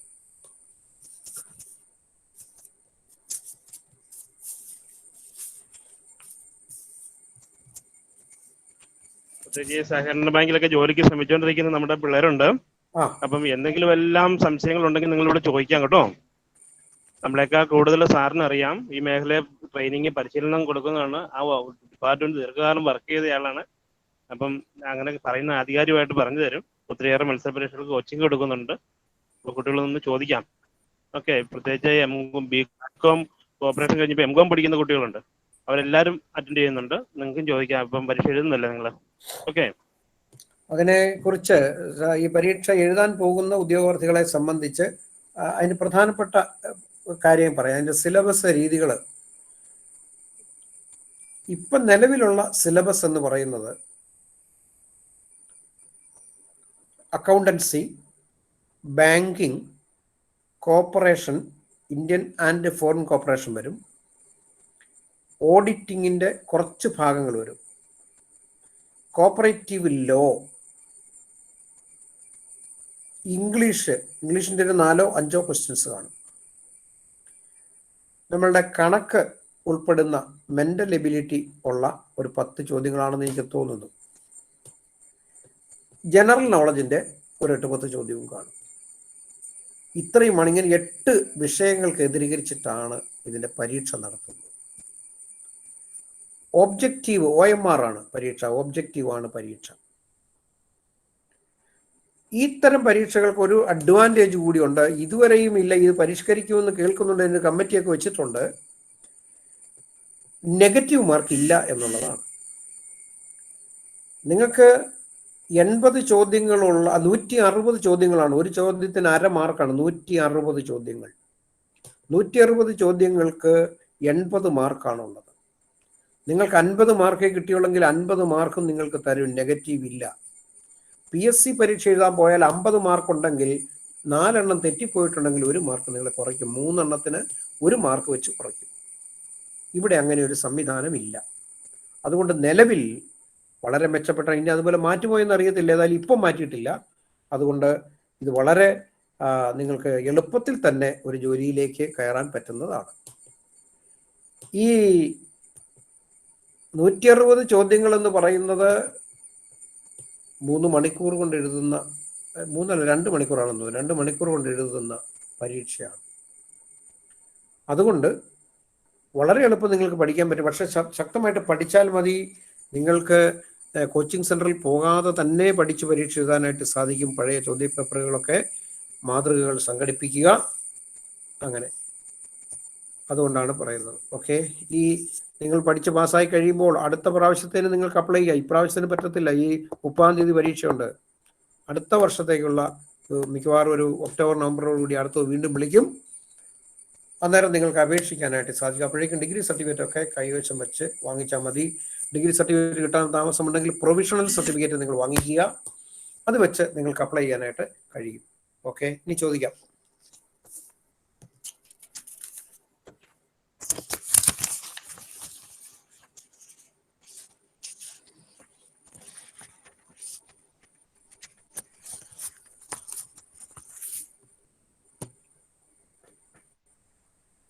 ഏതെങ്കിലും കുട്ടികൾക്ക് എന്തെങ്കിലും സംശയം ഉണ്ടോ ചോദിച്ചോ.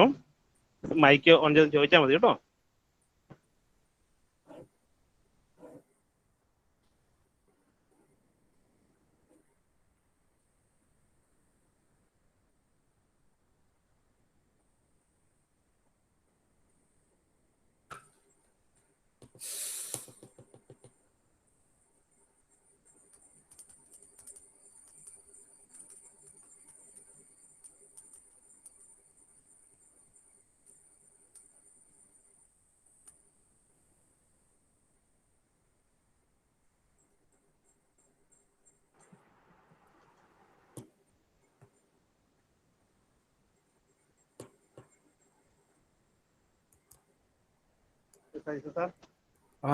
സാറേ, അതെ, നമ്മുടെ പിള്ളേരുടെ ഒരു ഡെലിക്കസി ഉണ്ട്. അവർക്ക് ചോദിക്കാനൊക്കെ ഒരു മടിയാണ്. എന്നാന്ന് വെച്ചാൽ ഈ കോളേജിൽ സ്കൂളുകളിലൊക്കെ പഠിക്കുമ്പോൾ അവർ അങ്ങനെ അധികം ചോദ്യം ചോദിക്കുന്ന ഒരു ശീലമൊന്നും ഇപ്പോഴത്തെ വിദ്യാഭ്യാസ രീതിക്കില്ല. അതിനുള്ള സമയവും ഇല്ലാത്തതുകൊണ്ടായിരിക്കും ഒരു പക്ഷേ.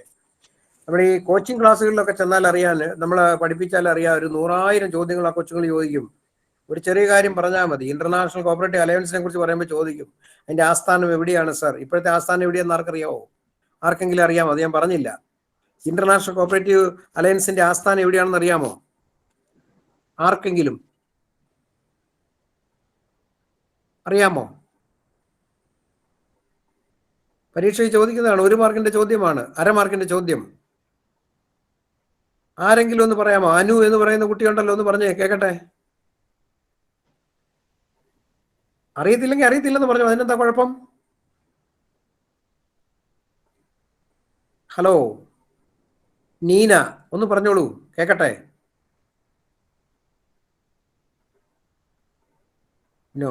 No response. കൊള്ളാം. ഇന്റർനാഷണൽ കോർപ്പറേറ്റ് നാലേജ് എവിടെയാ? ബെൽജിയം. ബെൽജിയം ഒരു രാജ്യമാണ്. ആ ബെൽജിയം രാജ്യത്തെ ഒരു പട്ടണത്തിന്റെ പേരാണ്. ശരിയാണ്. ജനീവയാണോ? ജനീവ അല്ല, ജനീവ രണ്ടാമത്തതാണ്. ബ്രൂസ്ലെസ് അങ്ങനെ എന്തോ. ബ്രുസൽസ് ആണോ സർ? ബ്രൂസലസ് അല്ല, ബ്രസൽസ് എന്ന് പറയും. ബ്രസൽസ്, BRUSSELS, ബ്രസൽസ് എന്ന് പറയുന്നത് ബെൽജിയത്തിലെ ഒരു വലിയ പട്ടണമാണ്. അവിടെയാണ് ഇപ്പോഴത്തത്. അതിനെങ്ങനെയാണ് 1895 ICA ആരംഭിക്കുമ്പോൾ ലണ്ടൻ ആയിരുന്നു അതിന്റെ ആസ്ഥാനം. 1982 അത് സ്വിറ്റ്സർലൻഡിലെ ജനീവയിലേക്ക് മാറ്റി. നിങ്ങളിപ്പോൾ പുസ്തകമൊക്കെ എടുത്ത് നോക്കിയാൽ പഴയ പുസ്തകങ്ങളിലൊക്കെ കിടക്കുന്ന ജനീവയാണ്. അത് 1982 മാറ്റിയതാണ്. 2013 അത് ബ്രസൽസ് എന്ന് പറയുന്ന സ്ഥലം ബെൽജിയത്തിലെ ബ്രസൽസിലേക്ക് മാറ്റി. അരമാർക്കാണ് കേട്ടോ, അരമാർക്കാണ്.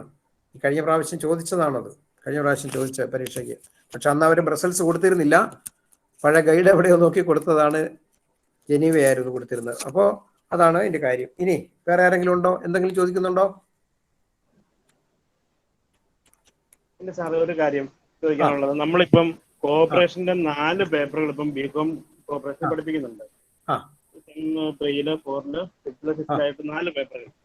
അപ്പം അതിന്റെ അകത്ത് നമ്മൾ ഈ കോഓപ്പറേറ്റീവ് എക്സാമിനേഷൻസിനുള്ള സിലബസ് എത്ര ശതമാനം കവർ ചെയ്യുന്നുണ്ട്? സാർ എന്താ പറഞ്ഞ പോലെ ഇംഗ്ലീഷ് കുറച്ച് കണക്ക് നമ്മൾ പഠിക്കുന്ന കോഓപ്പറേഷനകത്ത് ഒരു 60% കവർ ചെയ്യുന്നുള്ളൂ. അതിന് പുറത്തുണ്ട്. അതായത് സക്സസ്ഫുൾ കോപ്പറേറ്റീവ്സ് എന്ന് പറയുന്ന ഒരു സെക്ടർ എന്ന് വേണമെങ്കിൽ നമുക്ക് പറയാം. ഇപ്പം നമ്മൾ ഇഫ്കോയെ കുറിച്ച് പറഞ്ഞത്, ക്രിപ്കോ, അതൊക്കെ പഠിപ്പിക്കുന്നുണ്ട്. ഈ ഊരാളുങ്കൽ സൊസൈറ്റിയെ കുറിച്ച് പഠിപ്പിക്കുന്നില്ല. അതുപോലെ മറ്റ് ചില സ്ഥാപനങ്ങളൊക്കെ ഉണ്ട്, അതിനെയൊന്നും അത്രയ്ക്ക് വേണ്ടത്ര രീതിയിൽ പഠിപ്പിക്കുന്നില്ല. നമ്മളൊന്ന് ടച്ച് ചെയ്ത് പോകുന്നുള്ളൂ. നമ്മളുടെ സിലബസിന്റെ ഒരു പോരായ്മ അതാണ്. അതിങ്ങനെ ടച്ച് ചെയ്ത് പോകുന്നേ ഉള്ളൂ.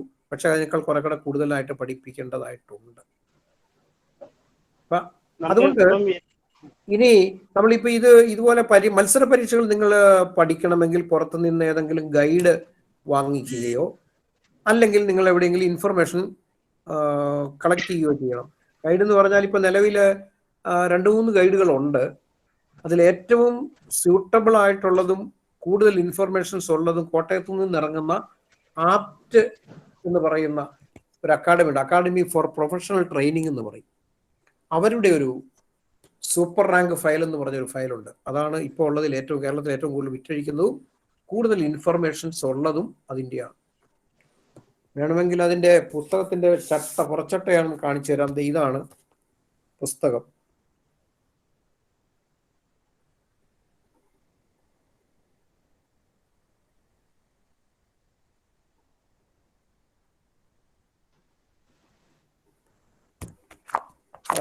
നിങ്ങൾക്ക് നോക്കിയാൽ ചിലപ്പോൾ ഇതിനൊക്കെ കൂടുതലായിട്ടുള്ള മാർക്കറ്റിൽ പല പുസ്തകങ്ങളും കാണാം. പക്ഷെ ഇതിൽ ഏറ്റവും കൂടുതൽ ഇൻഫർമേഷൻ, അതായത് എല്ലാ സബ്ജക്റ്റുകളെയും കൂടുതലായിട്ട് ഉൾക്കൊള്ളിച്ചിട്ടുള്ള ഒരു പുസ്തകമാണ്. അത് മേടിച്ച് പഠിക്കുമ്പോഴേ നമ്മൾ അറിയും.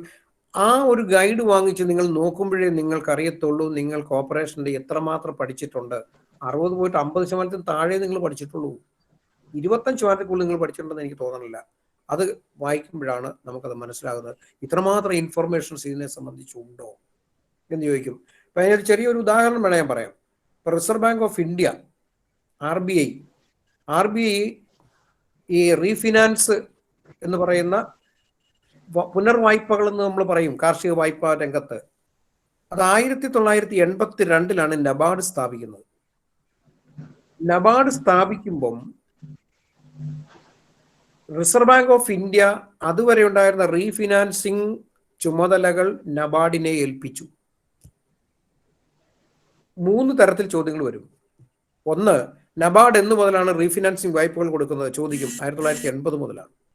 2, നബാർഡിന് മുൻപ് ആരായിരുന്നു റീഫിനാൻസിങ് നടത്തിക്കൊണ്ടിരുന്നത്? 3, റിസർവ് ബാങ്ക് ഓഫ് ഇന്ത്യ എന്നാണ് റീഫിനാൻസിങ് വായ്പകൾ നിർത്തിവച്ചത്? ഇങ്ങനെ പല ആംഗിളിൽ പല ഡയമെൻഷനിൽ നിന്ന് ചോദ്യങ്ങൾ വരാം. ഒറ്റ കാര്യമേ ഉള്ളൂ, നബാർഡ് എന്ന് സ്ഥാപിച്ചു എന്ന് മാത്രം നമ്മൾ അറിഞ്ഞാൽ കാര്യങ്ങൾ തീരുന്നേ ഉള്ളൂ. പക്ഷെ അതിനെ സംബന്ധിക്കുന്ന 3 ചോദ്യങ്ങളാണ് ഞാൻ ഈ പറഞ്ഞത്. 1, നബാർഡിന് മുമ്പ് ആരായിരുന്നു? 2, റിസർവ് ബാങ്ക് ഓഫ് ഇന്ത്യക്ക് ശേഷം ആരായിരുന്നു? 3, റിസർവ് ബാങ്ക് ഓഫ് ഇന്ത്യ എന്നാണ് നിർത്തിയത്? അപ്പൊ ഇത്തരത്തിൽ പല ആംഗിളിൽ നിന്ന് ചോദ്യങ്ങൾ ഉണ്ടാകും. അത്തരത്തിൽ പഠിക്കണം. ആ തരത്തിലുള്ള പഠനം, അഡ്വാൻസ് രീതിയിലുള്ള പഠനം ഒന്നും നമ്മുടെ ക്യാമ്പസുകളിൽ നമുക്ക് നടത്താൻ സമയമില്ല എന്നുള്ളതാണ്. കാരണം ഈ ഇത്രയും ചെറിയ കാര്യങ്ങൾ പോലും പഠിപ്പിച്ചു തീർക്കാൻ നമുക്ക് പറ്റാറില്ല. അതുകൊണ്ടുള്ള സമയക്കുറവുകൊണ്ടാണ്. ഓക്കെ.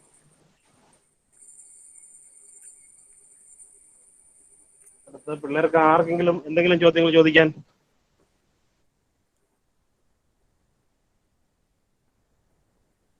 ഇല്ലെങ്കിൽ സതീഷ് സാറേ നമുക്ക് പയ്യെ നിർത്തിയാലോ? ആയിക്കോട്ടെ. അപ്പൊ ഞാനൊന്ന് നിർത്തിയേക്കാം. എനിക്ക് ജെന്നിഫർ സാറുണ്ട്, നമ്മുടെ ജെന്നിഫർ സാറേ. ജെന്നിഫർ സാർ എന്തി? അപ്പൊ ഞാൻ ഒരു സെക്കൻഡ്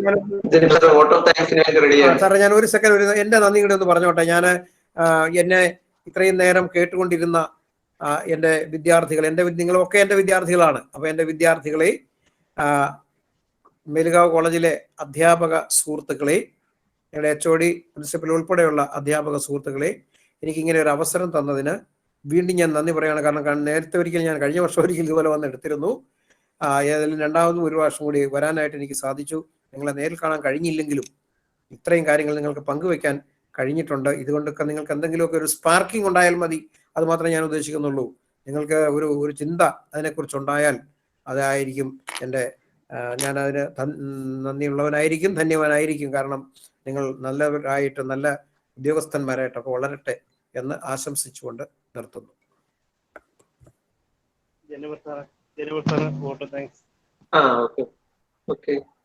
നമുക്ക് ഈ വർഷം ഒത്തിരി വെബിനാർസ് കണ്ടക്ട് ചെയ്യാൻ പറ്റി. നമ്മുടെ പ്രിൻസിപ്പലിന്റെയും സാന്റോസ് സാറിന്റെ ഒക്കെ ലീഡർഷിപ്പിൽ സതീഷ് സാർ ഇന്റർനാഷണൽ കോപ്പറേറ്റീവ് ഡേയുമായിട്ട് ബന്ധപ്പെട്ട് നമുക്ക് ഒത്തിരി അറിവാണ് പകർന്നു തന്നത്. 1923 മുതൽ international cooperative day ICA celebrate ചെയ്യുന്ന കാര്യങ്ങളൊക്കെ നമ്മൾ പഠിക്കുകയുണ്ടായി. നല്ലൊരു കോപ്പറേറ്റീവ് മെസ്സേജാണ് സാർ ഫസ്റ്റ് സെഷനിൽ തന്നത്. സെക്കൻഡ് സെഷനിൽ ജോബ് ഓപ്പർച്യൂണിറ്റീസിനെ കുറിച്ച് സാർ പറഞ്ഞു. ഡൗട്ട് ക്ലിയറിംഗ് സെഷനിൽ സാറ് കോപ്പറേറ്റീവ് സർവീസ് എക്സാമിനേഷന്റെ സിലബസിനെ കുറിച്ച് പറഞ്ഞു. ആപ്റ്റ് പബ്ലിക്കേഷന്റെ ടെക്സ്റ്റ്, കോട്ടയം സർക്കിൾ കോപ്പറേറ്റീവ് യൂണിയന്റെ ആപ്റ്റ് പബ്ലിക്കേഷൻ ടെക്സ്റ്റ് സാറ് അതിനെ ഡിസ്പ്ലേ ചെയ്തു. സാറിങ്ങനെ ടെക്സ്റ്റ്, സാറിന്റെ ടെക്സ്റ്റ് ഞാൻ മേടിച്ചിട്ടുണ്ട് ഒത്തിരി. നമ്മുടെ ഫസ്റ്റ് മുഖം സ്റ്റുഡൻസ് ഒക്കെ ആരോ മേടിച്ചുകൊണ്ട് പോയിട്ടുണ്ട്. സാറിനെ കുറിച്ച് ഞാനും ക്ലാസ്സിൽ ഇങ്ങനെ സ്റ്റുഡൻസിനൊക്കെ പറയാറുണ്ട്. ഇങ്ങനെ ഞാനും പഠിപ്പിച്ചപ്പോൾ മനസ്സിലായ 25% അല്ലെങ്കിൽ 50, മാക്സിമം ബിറ്റ്വീൻ 25 to 50% പോർഷനെ ക്ലാസ്സിൽ കവർ ചെയ്യുന്നുള്ളൂ. ബാക്കി പോർഷൻ എല്ലാം നമ്മൾ ഈ ആപ്റ്റ് പബ്ലിക്കേഷന്റെ ടെക്സ്റ്റ് നോക്കുമ്പോൾ നമ്മുടെ നോളജ് എത്ര ലെവലാണെന്ന് നമുക്ക് മനസ്സിലാവും. സാർ അത് ഫോക്കസ് ചെയ്ത് പറഞ്ഞത് വളരെ നന്നായി. ദെൻ നമ്മുടെ കരിക്കുലത്തിൽ കുറച്ച് കാര്യങ്ങളൊക്കെ കവർ ചെയ്യുന്നു. ബാക്കി കാര്യങ്ങൾ എസ്പെഷ്യലി അൺഅഡൾട്ടറേറ്റഡ് ഫുഡ് സ്റ്റെപ്പ് ജനങ്ങൾക്ക് പ്രൊവൈഡ് ചെയ്യുന്നതിൽ കോപ്പറേറ്റീവ് സൊസൈറ്റീസ് എന്തുമാത്രം റോൾ പ്ലേ ചെയ്യുന്നു, മാത്രമല്ല പോവർട്ടി ഇറാഡിക്കേഷന് വേണ്ടി, ദാരിദ്ര്യ നിർമ്മാർജ്ജനത്തിന് വേണ്ടി കോപ്പറേറ്റീവ് പ്രസ്ഥാനങ്ങൾ എന്തുമാത്രം റോൾ പ്ലേ ചെയ്യുന്നു, ഇതൊക്കെ സതീഷ് നമ്മോടൊപ്പം ഷെയർ ചെയ്തു. സാറിന്റെ നോളജും എക്സ്പീരിയൻസും കോപ്പറേറ്റീവ് പ്രസ്ഥാനങ്ങളുമായിട്ടുള്ള നോളജും എക്സ്പീരിയൻസും ട്രെയിനിങ് കൊടുക്കുന്നത് അതെല്ലാം നമ്മോട് ഷെയർ ചെയ്തു. നല്ലൊരു വാല്യുബിൾ മെസ്സേജാണ് നമുക്ക് പകർന്നു തന്നത്. ഒത്തിരി സ്റ്റുഡൻസ് നമ്മളെ കൂടെ പാർട്ടിസിപ്പേറ്റ് ചെയ്തു. സതീഷ് സാറിനോടുള്ള ഹൃദയംഗമായ നന്ദി അറിയിക്കുന്നു. Principal, I express my heartfelt thanks to our principal, Dr. Girish Kumar sir, for inaugurating this session. I also extend my thanks to our students and teachers. I also express my sincere thanks to my HOD Sandoz sir. Thank you all. Thank you. സാറേ ഒരു കാര്യം കൂടി പറഞ്ഞോട്ടെ, ഒരു second. നിങ്ങളോട് ഞാൻ ഒരു കാര്യം കൂടി പറയാൻ, ഞാനത് വിട്ടുപോയത്. അതായത് നമ്മുടെ ഈ സഹകരണ പരീക്ഷകൾ എഴുതുന്നതിന്, CSCB-യുടെ പരീക്ഷകൾ എഴുതുന്നതിന് ചിലപ്പോൾ സൗജന്യമായിട്ടും ചിലപ്പോൾ ചെറിയ തുക സ്വീകരിച്ചുകൊണ്ടും നമ്മുടെ കോട്ടയം എംപ്ലോയ്മെന്റ് എക്സ്ചേഞ്ച്, കഴിഞ്ഞ പ്രാവശ്യം കോട്ടയം എംപ്ലോയ്മെന്റ് എക്സ്ചേഞ്ചാണ് നടത്തിയത്. അവരുടെ കീഴിൽ തന്നെയുള്ള ഗാന്ധിജി യൂണിവേഴ്സിറ്റിയിലെ എംപ്ലോയ്മെന്റ് ഗൈഡൻസ് ബ്യൂറോ എന്ന് പറഞ്ഞൊരു സെക്ഷൻ ഉണ്ട്. അവരും ഇപ്പോൾ അവിടെ നടത്തിക്കൊണ്ട് ഈ 31-ലേക്കുള്ള പരീക്ഷയ്ക്കുള്ള പരിശീലന പരിപാടികൾ നടത്തിക്കൊണ്ടിരിക്കുകയാണ്. ഞാൻ 6 ദിവസം ക്ലാസ് എടുക്കുന്നുണ്ട്. എന്നെപ്പോലെ ഒത്തിരി എക്സ്പെർട്ടായിട്ടുള്ള വേറെ ആൾക്കാരും വരുന്നുണ്ട് അവിടെ. അപ്പോൾ എല്ലാ വിഷയങ്ങളെ അധികരിച്ച് അവിടെ ക്ലാസ്സുകളുണ്ട്. പക്ഷെ പരിമിതമായ ദിവസങ്ങളേ ഉള്ളൂ. എനിക്ക് തോന്നി ഇപ്രാവശ്യം 20 days ആണ്. ഇപ്രാവശ്യം അവർ പൈസ വാങ്ങിക്കുന്നില്ല, കാരണം ഗവൺമെന്റിന്റെ ഒരു സ്കീമിൽ പെടുത്തി കുറച്ച് പൈസ ഉള്ളതുകൊണ്ട് അവർ വാങ്ങിക്കുന്നില്ല. ഉണ്ടെങ്കിൽ തന്നെ 20 ക്ലാസ്സിന് പരമാവധി വാങ്ങിക്കാറുള്ള 2000 രൂപയൊക്കെ വാങ്ങിക്കാറുള്ളൂ. അങ്ങനെ ഒരു ക്രാഷ് പ്രോഗ്രാം അവർ എല്ലാ പ്രാവശ്യം പരീക്ഷയ്ക്ക് മുമ്പ് 1 മാസം മുമ്പ് ക്രാഷ് പ്രോഗ്രാം നടത്തുന്നുണ്ട്. ഒരു പക്ഷേ അടുത്ത വർഷവും കാണുമായിരിക്കും. ഇതൊന്നും കുട്ടികൾ ശ്രദ്ധിക്കുന്നുണ്ടെന്ന് എനിക്ക് തോന്നുന്നു. ഇപ്രാവശ്യം അവിടെ ഭയങ്കര പിള്ളേരായിരുന്നു. 1000 പിള്ളേർ രജിസ്റ്റർ ചെയ്തു. പക്ഷേ ഓൺലൈനാണ്. 250 പേരുള്ള 2 ബാച്ചുകളെ മാത്രമേ ഉൾക്കൊള്ളിക്കാൻ പറ്റുള്ളൂ. ഞാൻ പറഞ്ഞത് അങ്ങനെ ഒരു സാധ്യതയുണ്ട്. സാമ്പത്തികമായിട്ടൊക്കെ പിന്നോക്കം നിൽക്കുന്ന ആൾക്കാർക്ക് അവരുടെ ക്ലാസ്സുകൾ അറ്റൻഡ് ചെയ്താൽ, ക്ലാസ് എടുക്കുന്ന എല്ലാ മേഖലയിലും, അതായത് ഇംഗ്ലീഷ്, മാത്സ് ഒക്കെ എക്സ്പെർട്സ് ആയിട്ടുള്ള ടീച്ചേഴ്സാണ് എടുക്കുന്നത്. അതുകൊണ്ട് നിങ്ങൾക്ക് അങ്ങനെ ഒരു ചാൻസ് ഉണ്ട്, ചോയ്സ് ഉണ്ട്. ഇടയ്ക്ക് അവർ പത്രത്തിൽ ഇടും, ഇങ്ങനെ ക്ലാസ്സുകൾ ആരംഭിക്കുന്നു, ചെറിയൊരു പരസ്യം ഇടും. അപ്പോൾ അത് ശ്രദ്ധിക്കുക. ഇത് പഠിത്തം കഴിഞ്ഞതിന് ശേഷം നിങ്ങൾക്ക് അങ്ങനെ ഒരു ട്രെയിനിങ് പ്രോഗ്രാം ഉണ്ട്. ചിലപ്പോൾ ഇതൊക്കെ മാറിക്കഴിഞ്ഞാൽ വെബിനാർ ആയിരിക്കില്ല, അവിടെ വെച്ച് തന്നെ ക്ലാസ് എടുക്കും. അവിടെ വെച്ച് അതിന് ക്ലാസ് റൂംസ് ഒക്കെ ഉണ്ട്. നേരിട്ടുള്ള ക്ലാസ്സുകളായിരിക്കും അവിടെ വെച്ചിട്ടാണെങ്കിൽ എടുക്കുന്നത്. ഇത് നിങ്ങളുടെ ഒരു ഇൻഫർമേഷൻ ആണ്, അറിവിലേക്ക് ഞാൻ പറഞ്ഞതാണ്. Okay, thank you.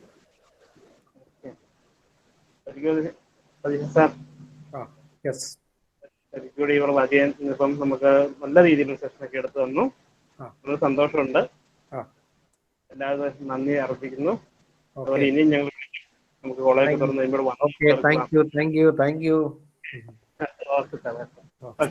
എല്ലാവർക്കും നന്ദി. പ്രോഗ്രാം അവസാനിച്ചു. ഓക്കെ, ശരി.